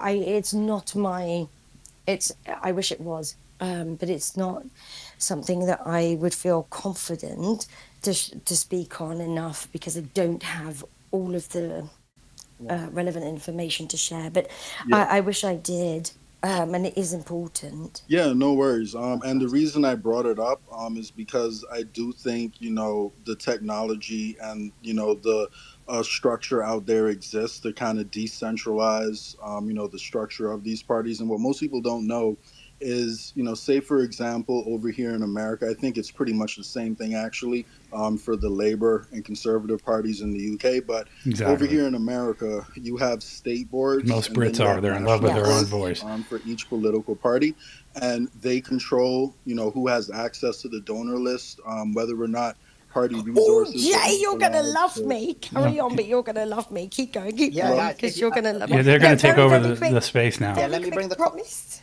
Yeah. Yeah, okay, cool, guys. I just want to bring the conversation back because obviously I think I know where the direction the conversation will go, and I just want to bring it back to what we're speaking about because I think we've just No, gone of course. But Jay, I promise you, I put Yeah. that in my own blueprint of the policies that I would change. And Solly, I'd love to hear your thoughts on this. And Simon, Yeah, sure. We, I, we can do. We can I, definitely do it another time, oh especially when. God, Yeah, some okay. other But I time. Especially when I said do you've it. got to have a You know real what? When time. I do a Yep. space to Smash Advance UK, which is probably going to come very soon, you can definitely come.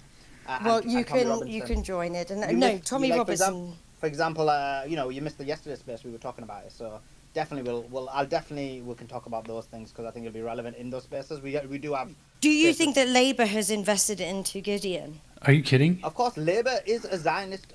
Keir Starmer was put in place. Oh, I'm getting misdirected here, but let me go back. But Keir Starmer was put in place by the Zionists, right? Let's be clear on that. We've gone into detail. He's a Zionist. His wife's a Jewish Zionist. His children are. He's literally a Zionist. He was chosen by them. Corbyn was removed on purpose for that reason. I don't agree with Corbyn as well. I don't agree with anyone in any part of British politics. That being said, we know they're all controlled by Israel. That's the main. Would you ever be in politics? You should. You'd be great. I was asked by George Galloway, and then they got upset. It's a wet booger, no matter how hard you try. But you can create your own party. No matter how you can't flick it off. I just think that your voice really does speak volumes, and it would be welcome because you don't have to stick with the old. You can come in with the new. Yeah, for sure. I appreciate that. But let's bring the conversation back to what we were speaking about, which is Palantir, which is Project Gideon, which is mass surveillance. Can I help you reset? Yeah, can I help you reset? Please, Joe, help me out, bro. Look, I just looked into what Gideon, because I've heard the name. I know that there's a legend, so I just went and looked, and I was shocked. It is an Israeli legend of a guy who acted as judge and jury, killed Israelis as well as enemies, acted like a king, although he denied that he was a king, although he had harems all over Israel. It's basically he's known as the judge and jury militiaman. Is his basic the one sentence definition of him. Links to when he said, because look, either he doesn't know what words mean, which is highly probable, right? But he said, if I remember, I said Israeli tech ontology, right? Now, obviously, there's two possibilities. One possibility is he doesn't know what the word ontology means, which is highly probable because people use words without knowing what the real meaning of those words are. So this is possible, right? Now, that's one possibility. The other possibility is he knows what that word means. And if he's basically implementing the real meaning, then that's basically what he's saying. He's saying, because Israeli ontology is, again, it could be a number of different issues. First of all, because remember, it's like metaphysical reality. And so it can either be what you said, which means Israel's going to be the judge and jury on the people through this advanced AI that basically surveils people. Or what other thing is Israeli ontology? It is this idea of supremacy, which again adds with this judge jury thing, what you're saying.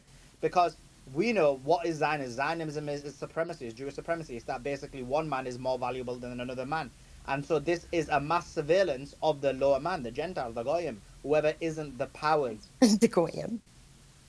Sorry? No, I was just laughing, but honestly, there's such thing as international law, so it might not even be passed or accepted here in the UK. There is no international law when it comes to Israel and the Zionists. They are the law. And we've seen that, right? We've just seen a mass genocide for 2 years and no one said anything, done anything. ICJ, ICC, all of them have said things, but nothing ever happened. There's an arrest warrant out for Netanyahu, and he's in the United States of America. So that being said, that could be it. So it's either one of the two, so Joe. So golden point. Let me bring in Andrew on this because I know he gets excited about this type of conversation. I can't leave him out. I gotta let him jump in on this. Go ahead, Andrew. Yeah, Sully, thank you, sir. Everyone on the speaking panel, Katie, thank you, Jay, Joe, always, Dennis, all of you, Simon, thank you. I couldn't say thank you enough. Gideon, I wasn't even going to talk about Gideon. I was going to talk about something else related to Palantir and this Gideon project. Please, I'm a Christian. I'm a retired U.S. Naval officer of submarine warfare. I worked extensively with the Royal Navy. I got hundreds of stories about that. But Gideon, please research in the Bible, the King James Bible especially, in the book of Judges. This is going to shock you. I hope you have your seatbelts on. The reason they chose Gideon, and there's no doubt in my mind, is because Gideon was in the book. He is in the book of Judges. Judges in the Bible is the period of time between the law and the period of the kings. The judges ruled. Gideon was a little mealy-mouthed, quiet little nobody who was getting the crap beat out of him by the Midianites, the enemies of God. And one day God appeared to Gideon and said, I'm going to make you a mighty man. You're going to slay the enemy, vast majorities of enemy against you, and you will take an army. So Gideon raised an army, and God said, you have too many men. I want fewer. So they did the test at the water. You can check it out. Those that lapped water like a dog were booted. Those that drank water from the hand were chosen. There were only 300 of them. This carried through the Spartans, the 300 at the Thermopylae, the gates of Thermopylae. God took 300 Israelis led by the timid little Gideon, and completely destroyed the enemy. And that's all in the book of. So what they're doing is they're trying to call up and to revive that spirit of God, thinking they are in the spirit of God, moving as God did in Gideon. They will conquer the massive numbers with a few. Now, same with Project Esther. I did a whole study on this. I laughed at Netanyahu. I said, the Lord rebuke you in the name of Jesus Christ. You're using the book of Esther, saying that Esther was able to stop the genocide by her acts. I said, you're twisting. They constantly, these Zionists, these Zios, Sully, you know, all of us know, they constantly go in and twist everything upside down. They take everything in God's word and swap it upside down. They've done the same thing. They've Judaized the Christian church, starting from the Great Awakening, not the Great Q Awakening, but in England. Everything began in England. It moved to the United States in the 18th century. I won't go back to that. And then Schofield came in the 1900s, perverted, corrupted his commentary. They Judaized the American churches and the churches in England. They Judaized us, believing that scriptures, as in Genesis chapter 12, 1 and 2, Ezekiel chapter 36, 37 through 38, were fulfilled on May 15th, 1948. Anyway, what I was going to say, and I'll land it here, down in the pill, I put my study in there. I received a very disturbing email from my dear friend, retired retired Army Colonel, Special Forces, Green Beret. He and I go back 20 plus years. I worked with him when I was in the Pentagon after I retired. He said, this is very disturbing. Right now in the Department of Defense, there is a massive purge, and I had a lot of pushback among Christian conservatives. I was called, what? You're alarming. You're starting this hyper stuff. There's no massive purging. And I said, shut your mouth, read, study. There is a massive purge in the DOD, especially in DIA. I know I'm throwing acronyms around. That's Defense Intelligence Agency, and the NIC. That's a contracting group that will bring in AI as a massive surveillance, which will link to Palantir and Gideon. Our entire Department of Defense in the United States of America is totally being purged and run by Mossad. You think I'm a conspiracy? Read the research, even back in Donald Rumsfeld's time. Donald Rumsfeld's aide said, what are you talking about? DOD is run by Mossad. And I'll go ahead and land it here, but you guys keep fighting the good fight. We're not in an echo chamber. All of us, Katie, all of us bring together. We bring in our knowledge of the law and this, but everything, our governments, please don't think you're going to change the government. No, the government's done. They're run by them. They're corrupted by them. It's all landed here. Appreciate. Yeah, I agree with you there. Definitely, they basically control things for sure. But I appreciate giving the breakdown from a theological, hermeneutical perspective. Dennis, jump in. Hey, everyone. Yeah, I just wanted to kind of sort of bring this back to a more simplistic conversation. And, to me, I think Joe had said earlier that he was concerned with Trump sending in National Guard to all these other states. I'm not sure that he's sending them in to deal with crime. I think D.C. and Chicago for sure, but I don't think he's sending it out for any other reason other than helping with immigration and arresting illegal immigrants. So I don't think there's a grand conspiracy there. I think that all of this tech is simply being put out there in order to find those who are quite simply speaking out against Israel and what Israel's doing. I mean, obviously all of our politicians are owned by Israel through AIPAC, etc. We discussed yesterday twice, both in the morning and the afternoon, about the Florida state government owning almost $1 billion in Jewish bonds or Israel bonds. And you see Netanyahu's going around to the Nelk Brothers podcast. He was just recently on Patrick Bet-David's podcast. He's doing a tour to try and change the thought process of everyone and what's going on in Gaza. So I think he's going on a PR tour in order to save face.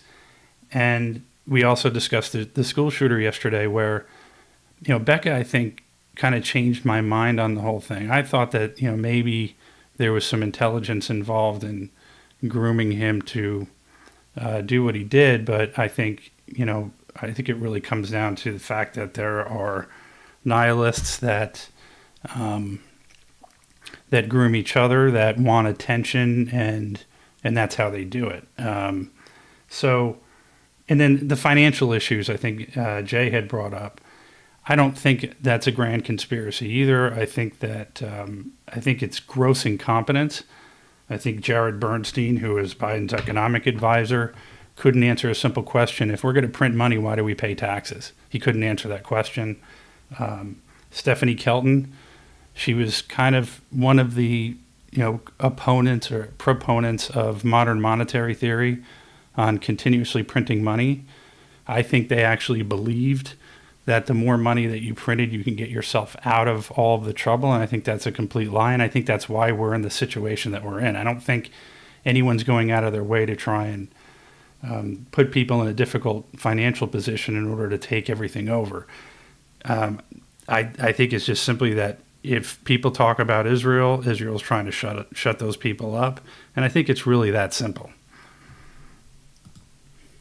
Yeah, I mean, like following the money just tells me something different, and studying history does tell me something different. But I did actually want to share a little bit of breaking news. I don't know, Suli, if that's okay with you, but we just had some more quote unquote anti-Semitism enforcement over here in Texas. Can I share that, Suli, or no? Yeah, go for it. Yeah, so it looks like so this is from the Attorney General Ken Paxton. So I'm just gonna read the letter he just released, and then give a little bit of background on it. So the headline is Attorney General Ken Paxton announces investigation and demands documents from Plano ISD following anti-Semitic incidents. And Plano ISD is a county over here, and so he's essentially going after the school board. But this is what it says. Attorney General Ken Paxton has launched an investigation into Plano Independent School District for permitting and facilitating anti-Semitic behavior. Reports have indicated that students in PISD have been subjected to biased materials that advance a pro-Palestinian worldview, and that officials have provided excused absences to students participating in pro-Palestinian walkouts, effectively making it a school-sponsored anti-Israel activity. This report regarding anti-Semitic activity in Plano ISD schools are alarming and must be swiftly and aggressively addressed, said Attorney General Paxton. Any teacher or administrator that has facilitated or supported radical anti-Israel rhetoric in our schools should be fired immediately. I stand in solidarity with our Jewish community, and we will continue to do everything in our power to root out anti-Semitism in all its forms. And then it goes on a little bit more. For anyone who wants to see the letter, it's down in the purple pill. But I'd encourage everyone to listen closely to what he said, because the alleged behavior is quote unquote pro-Palestinian behavior. That's what this is all about. Inside everybody. the letter, he it's didn't just say simply that people were engaged in anti-Semitic or anti-Israel There's nothing more. activities. He said what they were doing was specifically subjecting students to materials that advance a pro-Palestinian Yep. Well, then he's worldview. an idiot. He is clearly not fit for his job. I just want to say before I have to genuinely jump off, I think that no matter what religion anybody chooses to follow, and God bless everybody, right? And call me naive or silly, but I genuinely, I hand on my heart, I just want the best for everybody, and that's what it should be. When it comes to politics and these stupid idiots comparing their teeny tiny species with one another, it is it has trickled down so drastically to everybody, so unfairly. It is so disturbing. It really is so disturbing. Like, I don't think that anybody should be anti Muslim, anti-Jewish, anti-Christian, anti-anything, because we're all accepting of one another. We can't blame our brothers and sisters for the idiocies of these stupid This is why tits that run Britain's the overtaken countries or by whatever. So we migrants. also do have a responsibility. Yeah, she does. Yeah, absolutely. To ensure Okay, that I agree. I agree with Yeah. what you said. You See? need to change parties then, because you're basically joined the one of the probably only parties that is anti-Muslim. No. Change parties. Really? Change. Yeah, Advance UK is like the reason they don't like Farage. I is, don't stand for that. I know you need to change parties then, because they don't like. I don't like Farage as well, but the reason they don't like Farage is because they feel like he doesn't attack Muslims enough. So you've joined the wrong party, I've got to say. But please do check that out, because that's. No, I will, and you're I against appreciate hatred, it. If you are against hatred, I would say you join the one party that is based on that. Its fundamentals are based on that. It breaks my heart. Because like, what else is Advanced UK? They're not anti-immigration because they support immigration See? from Indians. See? And I told you, I could tell right other away just by this people person that from other countries. she belongs to a party that is Well, I did speak to pro-immigration. Ben Habib about it because I raised certain points with him, and Exactly, based on you know, emotion. he was very, very honest and open. That's the problem. He himself does not stand for anti-Muslim or anti-Jew or anti-legal immigration. It's just the issue with illegal immigration. How many illegal immigrants are there in the UK? Oh, do you know How many what? illegal immigrants come in every year? To be very honest, I don't doesn't have know. those facts. Of course and she doesn't figures. know. I And don't. she lives I wish there. I could answer that. Do you know it? Yeah, of course I do. And the reason I asked that, and by the way, you're not like, it's not an attack on you, because actually any person I ask who talk about Yeah. immigration never know these figures. This whole drama about illegal immigration in the United Kingdom is just a copying and mimicking of the United States of America. In the United States of America, they do have an illegal immigration problem. They have 11 million illegal immigrants in the United States of America. Do you know how much we have every year that come in? Tell me. 30,000 to 40,000. So there isn't an illegal immigration problem. Now, is there a mass immigration problem? That's a separate question. I do think there's too many people coming in legally into the country. But this thing about illegal immigration, they only use it because they think, oh, guess what? Brits are dumb. They just check social media and we'll just tell them that there's an illegal immigration issue, and they'll believe it. Now, there should be zero illegal immigration. I'm not supporting illegal immigration. Right. The claim that it's a huge issue is just fake. So this is what I'm saying. These parties, like, they have no ability. Like, if they ever attempted to debate, they'd get destroyed. And I don't even see any difference between Labour and, Keir Starmer, Ben Habib, Nigel Farage, any of them. They're all the same. They have the same policies, the same ideas, the The same. one difference, though, that they do have is that I won't take shit. Excuse my language. And What? I They will won't? absolutely. Won't take I what? won't take shit. Oh. I will She said disengage fit. if the people's voices are not listened to and adhered to, and that's my responsibility as a college member to hold the No, party but what to difference? account. But that's you as a college member. What's the difference between those people I mentioned? Well, Other than Ben Habib being anti-Islam, let's just put that aside. Other than that, what are the differences there between them? And they all are anyway, but it's just he does it openly, they do it covertly. But what's the difference?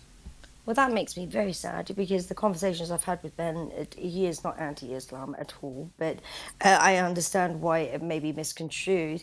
But the fact is that Ben truly is just very open, honest, and transparent. He is the only person that just jumps on here on Twitter. I would love to host a space with you and Ben. Oh, yeah, I bet you would. That will come on here and speak Do to it. the people and Do it. listen. I've got the I would biggest places on X. absolutely love. I would love to.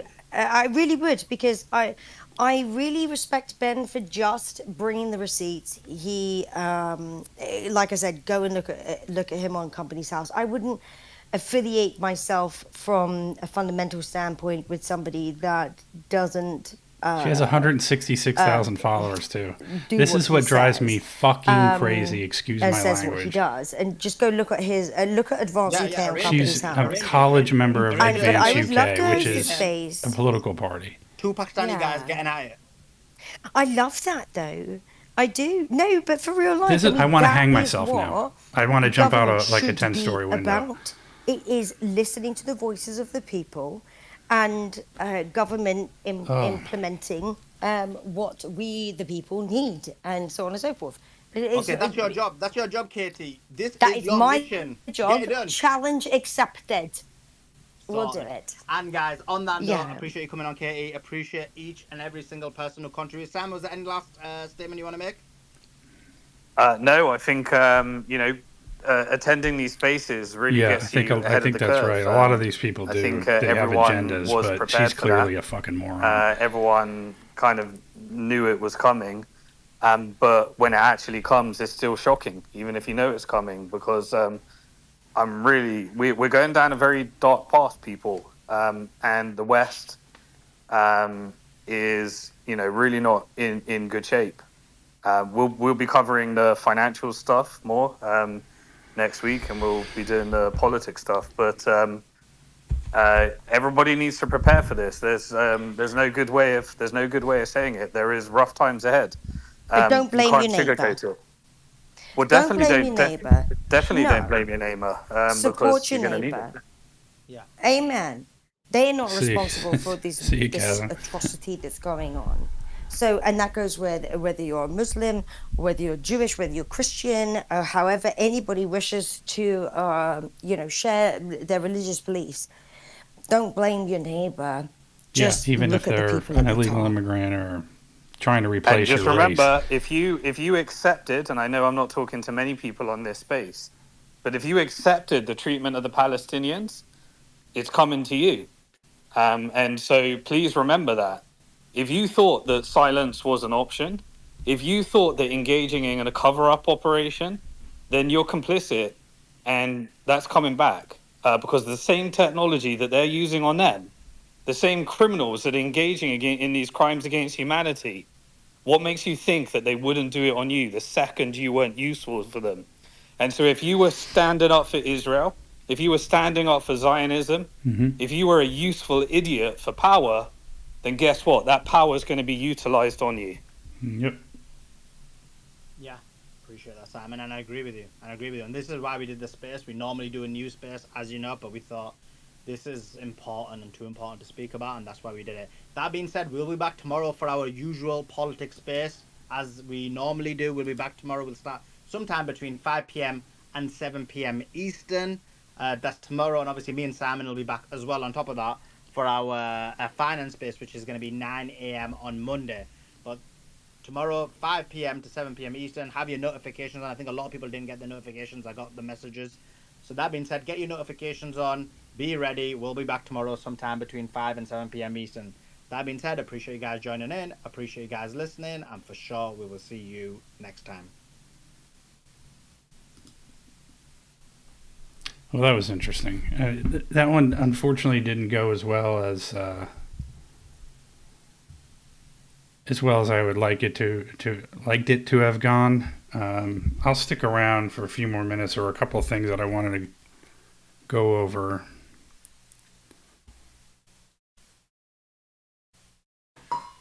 If you guys want to stick around for a couple more minutes, otherwise I can call it. But let's see.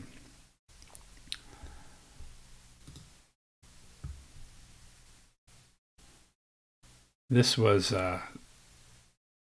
demoralizing, and again, I think this has to do with the degeneracy on purpose.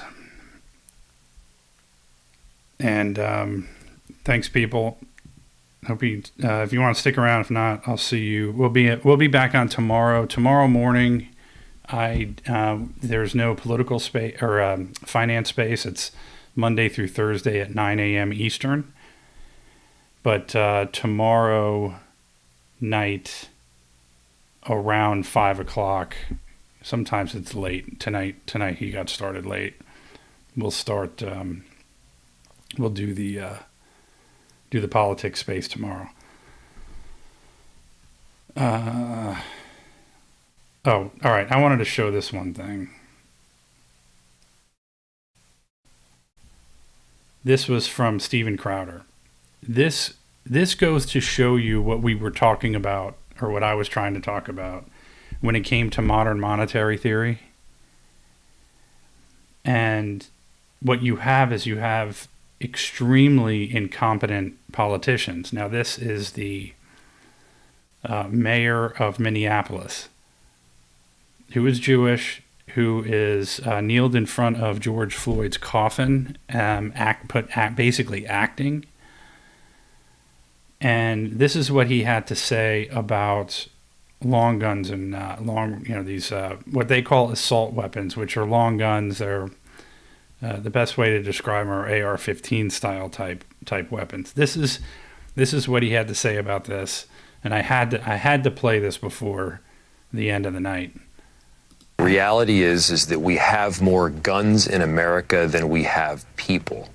The reality is that we have these assault rifles that can reel off 30 clips in conjunction with a magazine before the person even needs to reload. The reality is that these guns make with a magazine before the person even needs to reload.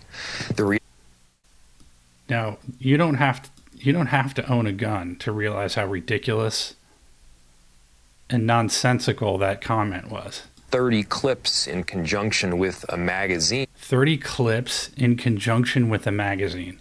So those of you who may not understand how guns work, clip is a term that people use. First of all, that number one, you don't understand guns. It's a magazine. A magazine is what holds the bullets. You take the magazine, you insert it into the gun, and there you have it. So you have the gun itself and you have the magazine. Okay, some people call it clip. That's like gangbangers in Chicago that use the switches on their Glocks, and they've got the extended magazine. Oh, they come up with these stupid terms for their rap music and call them clips. So this dumbass is saying clips, and so he doesn't know what he's talking about. But clips in conjunction with a magazine makes no sense. That's like a double whammy of stupidity when it comes to not understanding weapons. So clips in conjunction with magazines. Have these assault rifles that can reel off 30 clips in conjunction with a magazine before the person even needs to reload. Before the person even needs to reload. So you could reel off 30 clips in conjunction with a magazine before he needs to reload. So this now, here's a guy who's Jewish, okay? So he has his allegiance is not to America and it's not to Minneapolis, it's to the state of Israel. And so because of that, he wants to take your guns away, because if the police come in or whoever it is and say, okay, or Palantir and all these things that we were talking about tonight, if we find out that you're talking bad about Israel and we want to come in and do mass arrests or whatever we're going to do, they don't want you to be able to defend yourself against tyranny. And that's the whole point of this. I used to really kind of say it's a communist thing, and it sort of is, because communism is in conjunction with, World War II, the Bolsheviks and all that stuff. Going back into history, many would argue, and I believe that Bolshevism and communism and everything was started by Jews. In fact, Mordecai Levy was the actual name of Karl Marx. Karl Marx changed his name from Mordecai Levy to Karl Marx to hide the fact that he was Jewish. So this guy, Frey, who is Jewish, is saying essentially what he's saying, because he doesn't know anything about guns. It's real simple, his argument. His argument is you shouldn't have one of these, so we need to take it away from you. Because if I want to come in and I want to take you away and put you in jail for saying something I don't like, I don't want you defending yourself as an American. I want to take your Second Amendment right away from you. That's what this is. It's that simple. So that guy Jay, and by the way, that Jay guy who sounded black, he is actually Jewish. He's half Jewish. So, and I wouldn't be surprised that Katie, that friggin' Brit bitch, was probably Jewish as well. Because, if you don't come in and say, hey, look, we're done with replacement. These people are coming into our countries and they're replacing our race. That's what this is, because Jews aren't white and they don't care what happens. Ben Shapiro was perfectly fine. He tweeted and said that I don't care about the browning of America. And that's what this is. They want a compliant voter base. They want people to vote the way that they want you to vote. That's what all of this stuff is about. So when I heard this guy say 30 clips in conjunction with a magazine, and all of these Democrats are all the same. They don't know anything about the guns. All they know is they're told, take whatever tragedy there is involving a shooting and blame white people and blame assault rifles. That's all they know to do. And if they were really smart, they would say, okay, look, what you need to do is you need to talk about extended magazines. You need to talk about the bullet itself and the size of the bullet, the grain, how much power there is. Compare a 9mm bullet to a 5.56. All these different things, and then you would actually have maybe you would have some credibility. It's still bullshit, but at least you wouldn't sound like a fucking idiot like this guy. And so there you have it. And this kid that did the shooting, this was a tragedy. I think once again, I don't think it's a conspiracy where somebody from intelligence went in and groomed this kid to do this. I do think that they allow it to happen. I think just like October 7th, and I'll probably get taken down for saying this, is I believe that I don't think that that it was orchestrated, but I think it was. I mean, you can't tell me that the Israeli intelligence didn't know ahead of time that this was going to happen. They're the best army in the world. They're the best intelligence agencies in the world. They didn't know. And it took them how many hours before they took anybody down? So I don't think, everybody wants to come up with conspiracy theories and all these things. And it's like, well, do you think that maybe they just let stuff happen? And then they say, hey, see, look what the shooter did. Now we got to take your guns away, guys. Instead of going in, it's every single time that there's an incident like this, we always find out that somehow law enforcement knew about it ahead of time. So, and the thing about Donald Trump, I said this in my video yesterday. I'm no longer a supporter. I mean, obviously not Democrats, but I'm certainly not a defender of the Trump administration anymore, because it's been circumvented by Israel, and so is all of Congress. So, we can get in and have Katie, do her stupid shit, and then all the other guys are talking about, well, we're sending all the troops in here and there. It's like, no, it's real simple. Trump's cleaning up crime in D.C. It's actually done a good job. And why did he have to do it? Was it a grand conspiracy? Or was the mayor and chief police black, dumb, and, everything else across the board, DEI, everything you can possibly think of, just absolutely stupid? And so what do? They let crime happen. They're like, oh, we're not going to arrest our people. We're going to let them run around and shoot everybody and do all these things. We don't care. We're not going to do anything. So, okay. Well, Donald Trump is in that city all the time, or that area all the time. He's in D.C. The White House is there. He's got people his family's there. So, of course, to him, he's got to clean it up, because that's his thing. That's his area. It's not a grand conspiracy. Then he said he wants to clean up Chicago.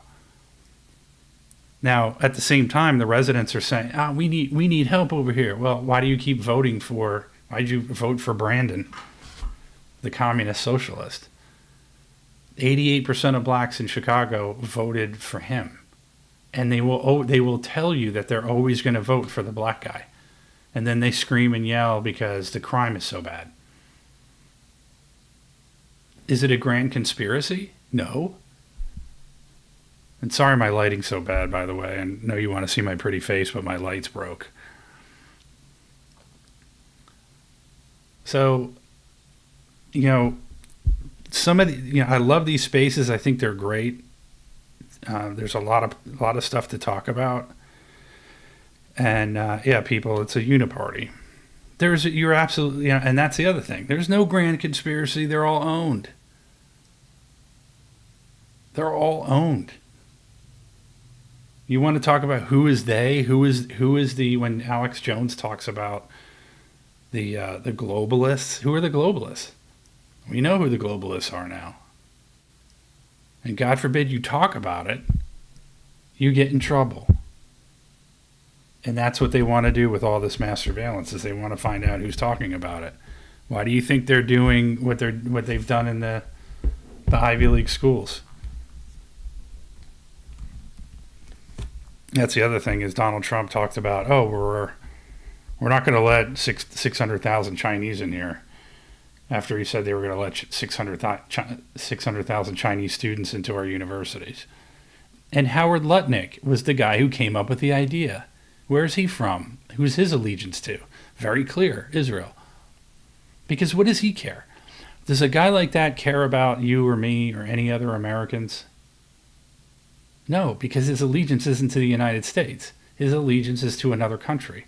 So if we let 600,000 students into our system, our educational system, it's not that big of a deal. Just like the H-1B visas.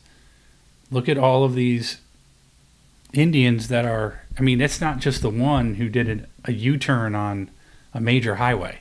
Guy just decided he's going to jerk the wheel, no emotion at all, kills 3 people. And now all of a sudden we're looking into the CDLs. Now all of a sudden we're looking into those things. All of a sudden now we got to take that seriously. And where are all the arrests? So we're gonna send in it's the problem with the Trump administration. It's all bullshit. We're gonna send the FBI to John Bolton's house. Who cares about John Bolton? Yeah, he's a scumbag and he's a warmonger. But that's the guy that we're going after? We're not going after anybody in the intelligence agency that said Hunter Biden's laptop was Russian disinformation. We're not going after Hillary Clinton or anybody that paid for the Steele dossier that said that everything that Trump was doing was Russian collusion. We're not going after any of these people. Letitia James committed mortgage fraud. If she actually said that her house was a 4-unit and it was a 5-unit, it's a done deal. Why is she not being brought up on charges? If Adam Schiff claimed he had 2 primary residences, that is mortgage fraud, hands down. There's no argument to that. Why is he not being arrested? So, I'm going off on a tangent and all that shit now, but yeah, we're not going to see.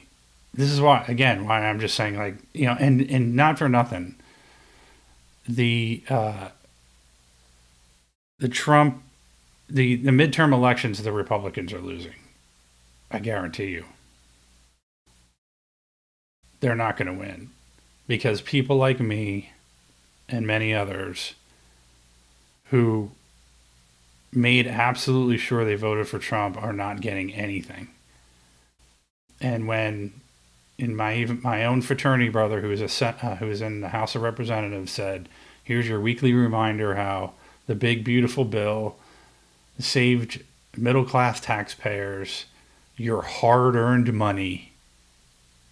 He uses the talk hard. I love how they, like the Mike Pence actor, semi-actor. I'm gonna put on this fake persona. We saved you money. We saved your hard-earned money. No, you didn't. You didn't save me any money. I live in an anarcho-tyranny is what I live in. I have to pay taxes. I have to follow the law. I have to drive the speed limit.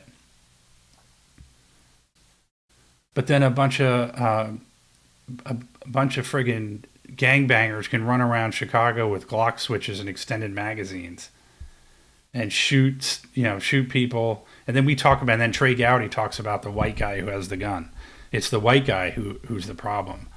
And how the white people are the mass shooters. Meanwhile, mass shootings happen every single weekend in Chicago.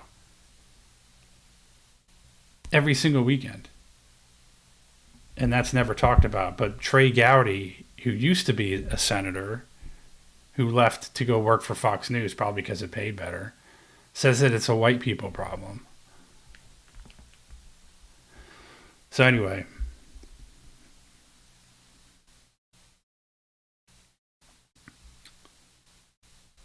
Yeah, and the fentanyl all comes, and this is the other thing. We're gonna let in 600,000 Chinese students, and yet we all know Peter Schweitzer wrote a book about it. The Glock switches and the fentanyl comes from China. It's sent through the southern border from China. Not all of it, but a lot of the racial stuff and all that stuff is pushed by China. A lot of these NGOs that push a lot of this stuff are secretly funded by the CCP. Nobody ever talks about that.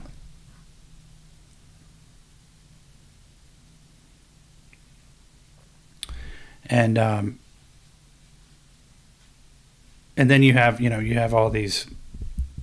I'm going off on a million different tangents, but then you have all these people like what I mentioned in the space today.